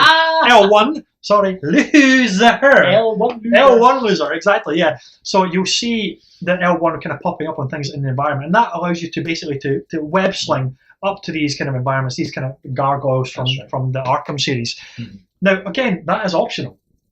But because they did it so slickly and so seamlessly in the gameplay trailer, everybody's thinking, that's kind of automated, that's a bit scripted. And I guess it's exactly the same with the environmental attacks. They will pop up if you're in the middle of a fight. Again, which is very much of the Arkham series. You're dodging, you're countering, but done in such a fresh take for his animation. The way he's so kind of gymnastic, balletic, bouncing all over the place, just like you would imagine. Some of the moves you saw, like obviously when he double webbed the guy and then he pulled him down, and pinned him to the floor, and then he obviously used the webs to bring the crane, the hook down and the crane on those guys. It looks phenomenal. I mean, if they can pull off the combat, if it is as smooth as that. Now, we have, as we say, we've seen it done in the Batman games. Yep, exactly. Why can't they do that? I mean, it will be fabulous. That trailer, that whole gameplay sequence, which is massive actually, I mean, it just keeps on going, right? So you follow these guys up to this big gantry, and then there's a bit of a kind of mini boss fight, and then there's this massive helicopter chase. And then, so you're pursuing this helicopter through Manhattan, and then you go crashing through a building, all seamlessly. And then your Spider-Man's running through the building as it's blowing up around him. You think, holy shit, is that game engine? That looks a bit kind of quick time event heavy there, I have to Probably say. will do, yeah, exactly. Listen, so I think as long as it's not overused, Yeah, exactly. That works fine in the premise of the game. I'm so used to now hearing Tom Holland's voice. Oh, Spider-Man. okay. And then holy shit! It's Peter Parker, and now it's obviously somebody else doing that. But if you caught the very end of that trailer, there was a nice little nod.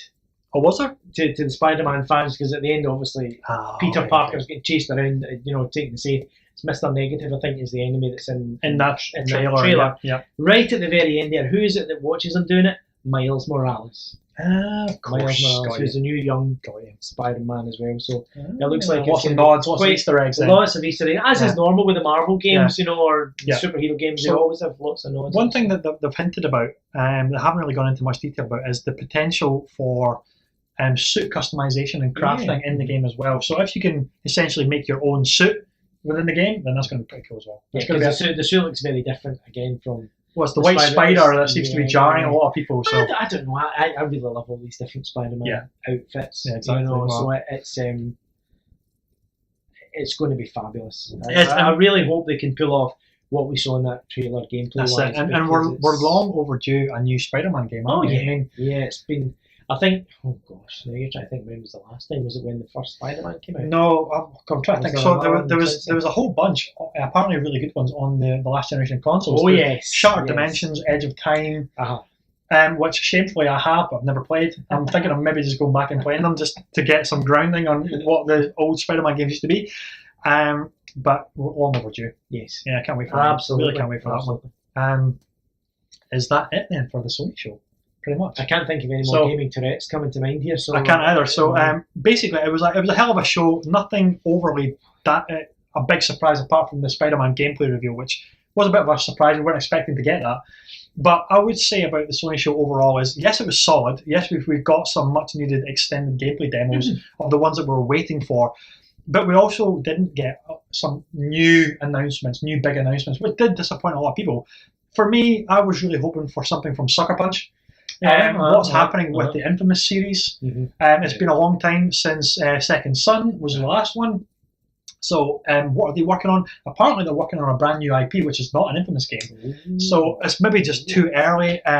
Maybe even Sony are saving that for PSX. Maybe just too early to show off. That's the thing, as we come back to talking about E3 not being the big reveal that it used to be. Maybe they are saving them for their own things, for PSX and whatnot. So. Yes, I think that's Sony pretty much covered off. Yeah.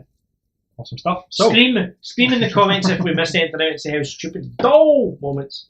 The rest, I have to say, the rest of the conferences weren't anywhere near as long as those three we have just covered. That's just those three. That was a summary. Yeah, that was a summary of the three. How long have we been here? So I think overall it's been day 5. So for the next ones, Nintendo and Bethesda, they were like 40 minutes, 30 minutes each. So we'll probably just skim those quite quickly. Yeah, I mean, we're going to go Bethesda first. Bethesda first. Stand out for me. Obviously, Achtung! Big BJ Blazkowicz is back. Yeah. So I love the a couple of years ago we were down at EGX and we saw Wolfenstein, the new order pre-launch. It was incredible. Again, it came out of the blue. It totally came out of the blue. Had a shot of it, and it was just amazing.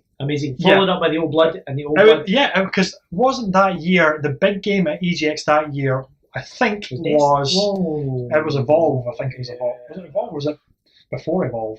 Jeez. I think it was before Evolve. And maybe I honestly can't remember what the big game was. But anyway. It was the very last year. Wolfenstein was there, but it was very easy to actually get on the stations and stuff and get a shot of it because there wasn't much hype around it at that point. And we played it and we thought, oh god, yeah, this is amazing. Nuts. I mean, dual wielding. Well, the moment you get the guns akimbo, you're like, yeah, just amazing. I mean, it felt so much like the perfect throwback to the old school shooters of Quake and Doom and all those games and as it turned out, it absolutely was. It was telling a fantastic narrative, but the mechanics just felt pure old school. Yeah. We loved it, and completely over the top storyline, as you would expect nothing less from Wolfenstein. Yeah, but again, it was this great premise of the Western world essentially losing the war, the Nazis taking over the world essentially, and that was just a great premise. Obviously, a premise which has been pinched by Amazon Originals for The Man in the High Castle. So, hey, if it works, Absolutely. So, but back to BJ Blazkowicz. I mean, everything was just nailed so well. It was the Wolfenstein comeback that it needed, because the series was kind of waning. It wasn't doing that good, even though I think, was it Return to Castle Wolfenstein was the previous one, which I think was back okay. in the PC days. Back in the PC days, yeah, which I think was pretty good, but it was very much a traditional Wolfenstein game. This was a whole new era of Wolfenstein games, and very, very strong narrative, front and center. Yep. Great gameplay. I mean, it's still one of the best first-person cover mechanics in a shooter. You hold the bumper, and then you use the thumbstick to lean, look up, all this kind of stuff, and you can still aim and shoot. There's none of this bullshit of having to aim down the sights in order to get better accuracy. You can hit fire with complete accuracy if you want, and it's glorious because of that. And again, that is a throwback to the era of PC shooters. The way that it used to be. And it's just phenomenal. I mean, and the strength of that, I am positive, had fed into what made the Doom 2016 so good as well. Absolutely. Again, that throwback to that classic era of shooters. But this is about the new Colossus. Yes. And you seem to have some kind of body armor, some insane kind of weird. So at the end of the New Order, I don't really want to spoil it, but basically, we won't go into it. But anyway, BG Black is a bit fucked up, and that his body is shot to shit. Essentially, it's not really working. So he kind of needs help, and he has this kind of power armor. So not even power armor. It's basically like it's some kind of exosuit. It's some kind of exosuit, but you can wear it under his clothes. So it's not a big bulky thing like in Elysium or Titanfall or anything like that. It's basically a very kind of thin, power-assisted mobility armor, and maybe we'll see it in the future for a new range of mobility in scooters. Well, who knows? But I mean, already from the trailer as well, it's going to be typical. The writing and the humour in it. Yeah, it's quite. It's close to the bone. It is close to Nazis the bone, taking over the world. You need to be confident in your storytelling. That exactly. You can do that kind of stuff. But Wolfenstein is going to be amazing if they just carry on what they did from New Order and Old Blood. It will be fantastic. Exactly. I mean, and using that id Tech engine again. I mean, the first Wolfenstein plays incredibly smooth. It looks fantastic. Oh, yeah. But it was held back a little bit because it also came out in the previous generation of consoles. This one, full bore, next generation. Yes. So, I mean, it just looks absolutely stunning. New weapons. There seems to be some kind of rifle gun that fires lava. Right? And it melts a steel door, and then he just kind of kicks through the door, and then fires at a Nazi, and then just basically melts them like crazy. So I'm hoping for scenes like in the end of Raiders of the Lost Ark, where the Ark of the Covenant just melts all their faces. Exactly. Wizard of Oz stuff. I know. I'm hoping for that kind of crazy, gratuitous, black comic book violence. It's it just looks absolutely. I was about to say that was my favourite thing of the Bethesda showcase was Wolfenstein. It was. Now, see it back, they also unveiled a game that I'm not familiar with, that you might be, The Evil Within 2. Gosh, I haven't seen the trailer for this, so I can't really vouch for it at all. Did you get to see it at all? I only had a very brief look at it, again, because I'm not a horror survival fan. It's not a genre of games I'm particularly keen on, but it looks like it's going to be a complete messing with the mind, in the vein of Silent Hill rather than Resident Evil. Okay, got you. The first one, our friend Callum played the first one, completed Evil Within. He really, really enjoyed it. He likes that kind of thing. But he said it was tough as nails. Oh, okay. Tough, very kind of limited ammo type kind of thing. Real survival kind of type stuff. So it looks like it's going to be one that's going to mess with your mind. Okay, cool. So, because again, that's probably all we can say on the matter. That's all we can say about it, because really we don't know know too much about it being not one of our So skipping forward quite quickly, and we're going to skip over the next couple of games quite quickly as well, is Dishonored got DLC. Yes. Death of the Outsider. Death of the Outsider. So that was really interesting. Again, it's a character that you're not playing as Corbo or Emily. Yes. You're actually playing as one of the side characters that helps you in Dishonored 2. Now, I'm not going to reveal any names or anything like that, but basically Shio is a pretty badass character, and this is going to be, I'm guessing, her tale, her story, and obviously, hence the title, The Outsider. His mythos and him as a character is going to be expanded upon, hopefully quite significantly. It looked again, the art style is very, very unique for Dishonored. Very much so. And some of the powers that you have on display. Yeah. For what we saw in the trailer, look very exciting. Yeah, so because she's like this kind of like robotic ninja, like this kind of cyber ninja or something like that. Just insane. There's that kind of teleportation type, Nightcrawler type. Exactly. Which looks it does. So that's definitely going to be one to look out for, I think. And I'm trying to think. First person shooters, did they not? They also unveiled, just going back to Wolfenstein and going back to old school retro. They threw more out about Quake Champions as well. That's right. Which again, knowing if you've played Doom from last year, you know how fast it was. I mean, Quake Champions just looks just as fast as that. I used to play Quake 3 to death back in the day. It's going to be great to get back into an arena shooter like that. The next thing you know, we'll be coming out with a new Unreal tournament as well. Well, you know what? I reckon that's probably going to happen because if this is successful, they absolutely will, because they were the big two. Yes, Quake and Unreal. An Unreal tournament on the Xbox, original Xbox. I think so. Yeah, that's right. Is that going to be backward compatible? Oh my God! Come on, do it, Phil, do it. But yeah, Quake Champions just looks insane, and it's rumoured yet whether or not it's actually going to come to consoles or not. I'm hoping it is, but I can understand if it doesn't, because the Twitch gameplay and the speed of it. Yeah, it really is mouse and keyboard. It really needs that mouse and keyboard. But I mean, it could. I hope it comes. I hope it does. That would be awesome if it did. And VR was a big showcase as well. Skyrim VR, which popped up at the Sony show. Popped up at Nintendo. Popped up at Nintendo's as well. Not in VR, obviously. No, not in VR, but you can Amiibo link into your game, which is pretty cool. And Fallout VR. Yes. And Doom VR. Oh, yes. So these are... Yes, and hell no at the same time. Yeah, so Doom VR really is surprising because it's not the full game Doom 2016. It is a bespoke crafted Doom experience for VR. What that means, nobody knows. But it looks pretty cool. If you're after more VR experiences to show off the tech so it's not gathering dust. I mean, they showed, I remember there being a Doom VR thing. One of the first EGXs we were at down in London. And it was on Oculus. That's right, that was Doom 3. That was Doom 3, yeah. With the way the fidelity of graphics these days and everything, I don't know. Jesus. No. Oh no! Too terrifying, too scary. No.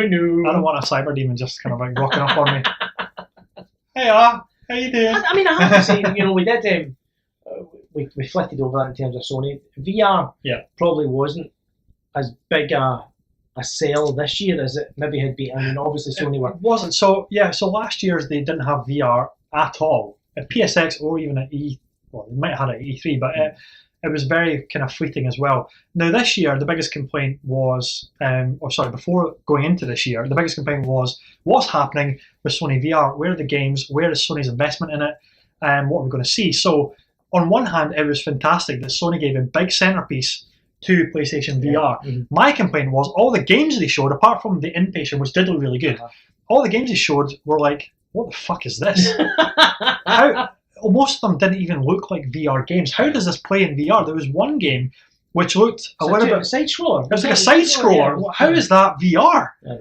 Anyway, maybe I'm just being ignorant. I do apologise. But until we see more about these games, I'm just like, what? There's still nothing here that makes me want to buy a VR unit. I want X-Wing versus TIE Fighter, god damn it! Where is my X-Wing cockpit simulator? I'm sorry, I just realised I catapulted us right back to Sony's. That's okay. We're going to be talking about Bethesda. Yeah. But Fallout VR is... So again, is this the full Fallout game, or is it again a crafted experience in the Fallout universe? I kind of like the old Batman Arkham thing that the Batman VR experience. So who knows? Remains to be seen. Who knows? Remains to be seen. And then moving quickly on for our second to last conference is we haven't covered Ubisoft, so we'll get to that after Nintendo. We'll cover Nintendo. We'll finish on Ubisoft. We'll finish on Ubisoft because Nintendo's was a half hour of the usual suspects. Yes, the usual suspects. You had Mario Odyssey, which. I gotta say, it looks insane. I gotta say, Mario Odyssey does look like it is providing what you want from a Mario game. Batshit crazy. What are they smoking out there in Nintendo land? Honestly, it looks incredible. It does look incredible, and it's coming out this year, which is, I mean, that's a Zelda game and a Mario game in 1 year. Well, I was going to say at Nintendo, I think they've got a hit coming out, a game coming out every single month through to the end of the year, which is probably much unheard of. Unheard of. Nintendo release Have they schedule. learned their lessons from the Wii U? You would One hope, can only because hope. Yeah, one can only hope. you look at the craziness of Odyssey, right? Which the granddaddy of platformers is just going to be a win, whichever. Yeah, absolutely. They then rolled out this beautiful. I mean, Zelda on the Switch is stunning looking. Yep, stunning. The art that you come back saying about, not being sure. So is that getting like an expansion? It's a DLC. It's like a big expansion pack. Which if you love your Breath of the Wild, isn't it? Breath of the Wild. Breath of the art looks amazing. Yeah. It's more Zelda. Yeah. Splatoon 2 is coming out. They showed a bit more of the multiplayer. Did they show a tournament? Did they show any arms at all? They showed a little bit of arms, if I remember. Because that's is it now out or is it next week or? It's coming out shortly. We laughed at it at the reveal because it just looks ridiculous, and we're like, what the hell is this?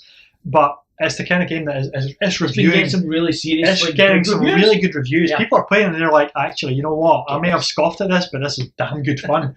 And so that's what definitely want to look out for if you're a Switch owner. Mm-hmm. But again, you said Splatoon 2.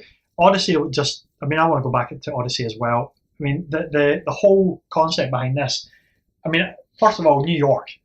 Mario in the real world? That's just a no-no, surely. That just looks weird. But they're really latching on to the mythology around his hat this time. Yes. And what was cool about the extended gameplay reveal, Mario could throw his hat at the giant bullet thing that flies or any enemies, and then he can basically transform into them. What? I don't understand what is going on here. It's crazy. It's absolutely crazy. But knowing Nintendo, there will be a purpose and a reason for the majority of these takeovers. Exactly. I mean, some of them will just be for silly fun to go. There's never a Nintendo game that isn't incredibly well thought out. I mean, the level design alone and the different kind of challenges, they're always first rate. I mean, Absolutely. Galaxies 1 and 2 on the Wii were phenomenal, absolutely brilliant. Mario Sunshine, way back to Mario 64, they're all just classics. Whenever they launched, they're basically just instant classics, and they belong in the Hall of Fame. So Odyssey just looks absolutely insane. We mentioned very briefly about Skyrim coming to the handheld.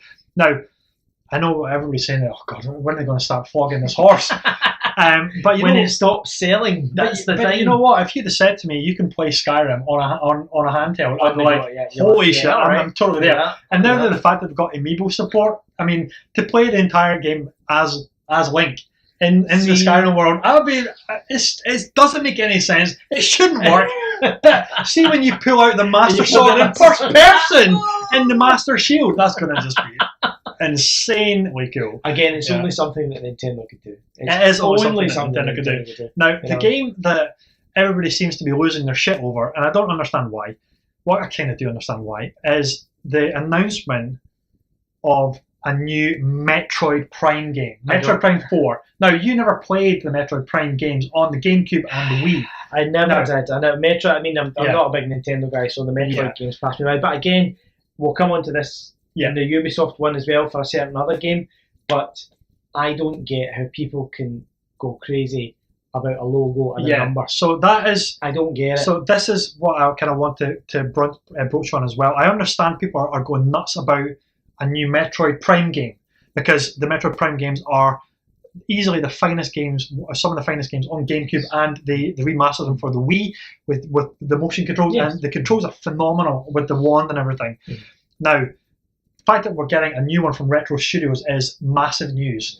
Now, what is completely stupid about the reaction is it was a logo. They didn't show us anything.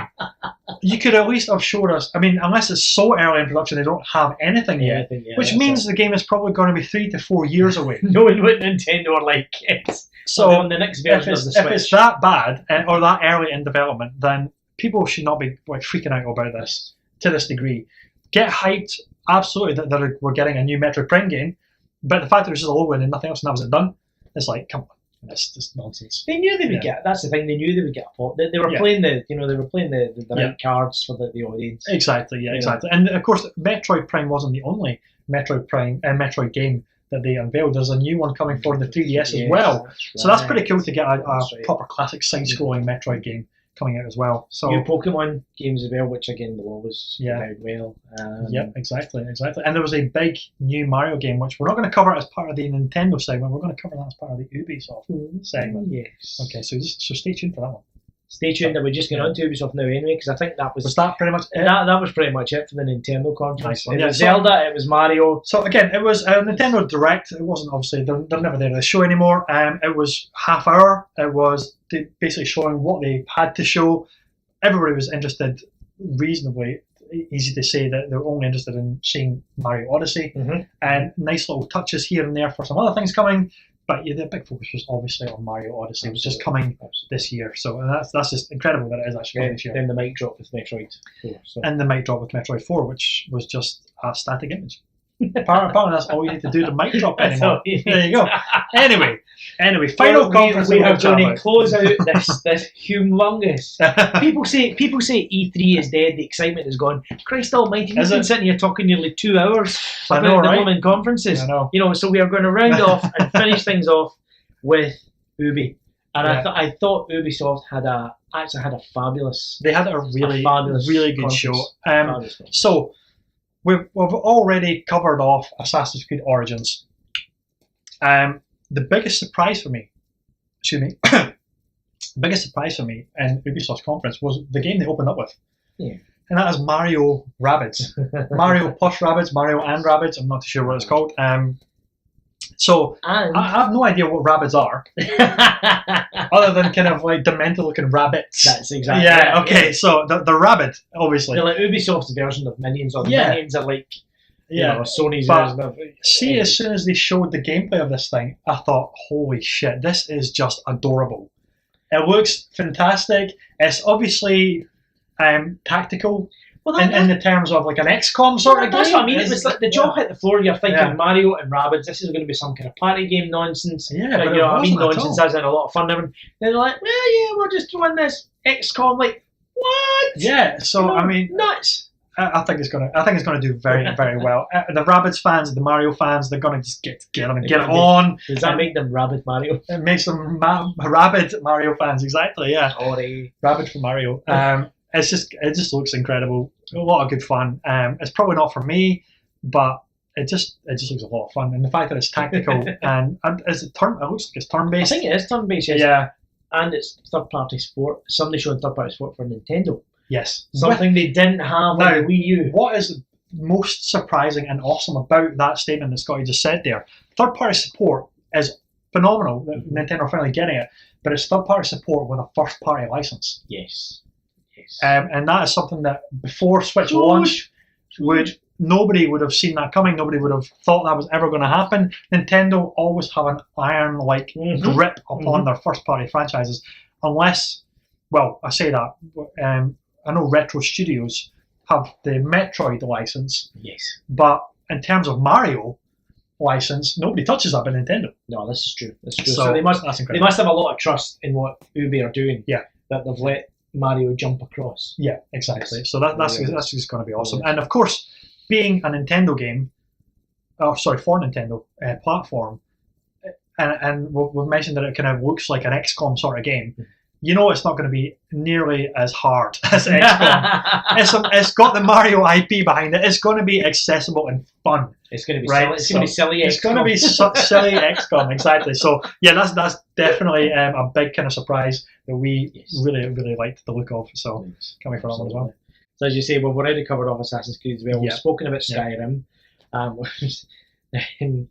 Where do we go next for Bethesda? It's not Bethesda. Oh yeah, Ubisoft. Ubisoft. Gosh, it's too long. So basically, let's jump across to Far Cry 5 then, because this is again it's a bit of a reinvention of the franchise as well. So for the very first time, the Far Cry franchise is coming to the US. It's stateside. It's always been in other countries around the world, but it's never been on its homeland. And what is exciting about this is that it is focusing on like a militia, a cult, a crazy cult that's taken over an entire state. It seems not just a little town; it's a full state, with some crazy evangelical, somewhat nut job leader. It's the Westboro Baptists gone insane. Yeah. So that's as political as I'm going to get. Okay. Yeah, steady. Don't want to defend anybody here, but yeah. I think that there was a lot of complaints levelled at Ubi over the years with the way the Far Cry games were going, that they were getting to be perhaps a little bit racially stereotypical. Yeah, that's fair to say. Which is maybe the reason they've gone down this route, but it looks insane. It does look insane. I mean, it looks like they're treating it incredibly seriously as well. And what I mean by that is not factually seriously. I mean, the subject matter, the way they are it's all fiction, of course, but they're treating it like it's going to be brutal as well. Absolutely. It's similar to the way the Days Gone is doing the third person open world sort of thing. This first person brutality is going to be quite visceral, I think. It is. And it's going to be, it looks like it's taking some of the best bits from the likes of the Division and Ghost Recon, Wildlands as well, and then setting them basically in the Far Cry Far Cry kind of mould, because you're going to have, I think it's up to 4-player co-op. I think so. Yeah, plus you've got AI drop in and kind of drop out, isn't it? There's AI kind of support coming in from the way the trailer was talking. Yeah, so I think the trailer was some guy like jumped into the game and he was driving like a big SUV. No, it was a tanker. It was a big, massive. I don't know what they call them in the States. The big Arctic trucks that he uses as a battering ram at one point. You've obviously got your AI buddies that you can call for support, but you can also call in live players for support as well. So that's going to be a lot of fun. And the fact that it's not, unlike Far Cry 4, where it was co-op missions. Far Cry 4 was only 2-player co-op, wasn't it? I think so. I think it was, yeah. But this is actually the main game now. The whole world, the whole game. And this looks a lot of fun. And you have a very, what's the word? Reactive dog, I guess you could say. A very useful companion and a canine buddy, I guess, is probably the term I'm looking for here. It seems to be, some of the footage that they showed off is that, so the dog cannot die, but it can get injured, and which I guess would take it out of commission until the battle's over, right? But this dog can actually run up, tackle enemies, grab the gun off them, and bring the gun back to you. Brilliant! So that's pretty cool. That's a next gen mechanic right there that we've been missing in our shooters. Yeah. So I'm just going to send the dog off at everybody. I said, COD tried that a while back, and not to the extent that Far Cry 5 is going to do. The dog's going to do everything. So it just looks incredible. We don't know too much about the story or the setting yet, but we're going to have a lot of fun kind of dissecting it, poring over the gameplay footage in the months to come, because is that this year as well? Is that another big one for Ubi this year? This is going to be like tail end of the year release. So Ubisoft busy second half of the year. Because they're launching Assassin's Creed and they're launching Far Cry. So they've got their bases covered with first-person shooter and third-person adventure games. So they're going to have a big year, hopefully. That's awesome. And that brings us to the end, does it? Do we have anything else? There was one more thing that, again, talking about Metroid, that everybody lost their collective shit over. Ubisoft. But it was more than just a logo. This time it was more than just a logo, but Ubisoft decided to pull out the bag a trailer for Beyond Good versus Evil. Yes! Come on! I lost my shit. I don't get it. It looked stunning. It looked amazing. Well, it was a CG trailer. There was no gameplay at all. No. And by the sounds of it, it's very early in development, so it's going to be a long time before this thing comes out. But it was great to see them do a proper segment on it, to say, I know what you're thinking. It's like, where's the gameplay? There's no point in losing your shit to see gameplay. Exactly. I understand that, but for the fans that have been waiting for this to get formally announced that it is actually happening, it's coming, it was massive news. But yes, I share the disappointment that we didn't get any gameplay. It was formally announced. It was formally announced or announced many E3s ago with a CGI trailer back then. Was it? Maybe you know, the roadside one with where the car was broken down and all that. Oh, okay, right. That touted it back then. But I mean, look how different it is now. Apparently, it's very different. It's not even that at all, because that was the original characters. That's right. So this is a prequel. It's totally different now. It's like different solar systems or something is going on. It's absolutely batshit crazy again. I don't want to end on a negative in that sense, but I can't help but kind of remain cynical until Absolutely, Ubisoft no, have something to show. exactly. Until we have something to show, it's very difficult to. What I think did give me confidence that Yeah. something was around the corner for it was when they brought all the dev team out at the end of that trailer, Exactly. and they all came across very humble and very you know, I mean, very thankful for the support. As soon as they showed that trailer, was it a community manager that came out? But they also came out the original creator Yes. of Beyond Good and Evil, Michael Ansel. They brought him out, and you could just see how emotionally invested he was. He actually began to tear up, and he was really humble. And I mean, that was just like, got me right in the feels, man. That was for the cameras. It was for the cameras. Not for the It cameras. was all staged. Cynical. What? He pinched himself before he went in the camera, and he had a tear going. Yeah, that's what gives me hope for the fact that this isn't just going to be kind of vaporware like the way it was all those years ago when they first touted that a sequel was coming. Yeah. You know, so fingers crossed that we will see something in the next. Maybe there will be gameplay next year. Hopefully, yeah, because they're now it's out there officially out there that they're working on it. So I'm hoping that they're going to have some gameplay soon. I hope it's not just starting production, because that means it's years away. So, yeah, that could be brutal, but I'm happy that it's got announced, and it was a beautiful kind of tone and sentiment to end their show on, essentially, wasn't it? So that was awesome. I think we've pretty much covered everything that we can think of. So these were the kind of the main games that really caught our attention, the ones that we wanted to chat about. But guys, let us know in the comments if there's any games that we haven't covered that you guys want to chat about, and what are you most looking forward to. If you haven't enjoyed this video, do remember to give us a like and a thumbs up. Hit that subscribe button, because we're going to be doing more of this kind of stuff. We've got a whole lot of trailer analysis videos coming as well, where we break down and dissect what we saw in the trailer reveals, and hopefully have a bit of a discussion with you guys in the community as well. So do, as I said, give us a like and a subscribe. Check us out on Twitter at GTAG as well, and stay tuned for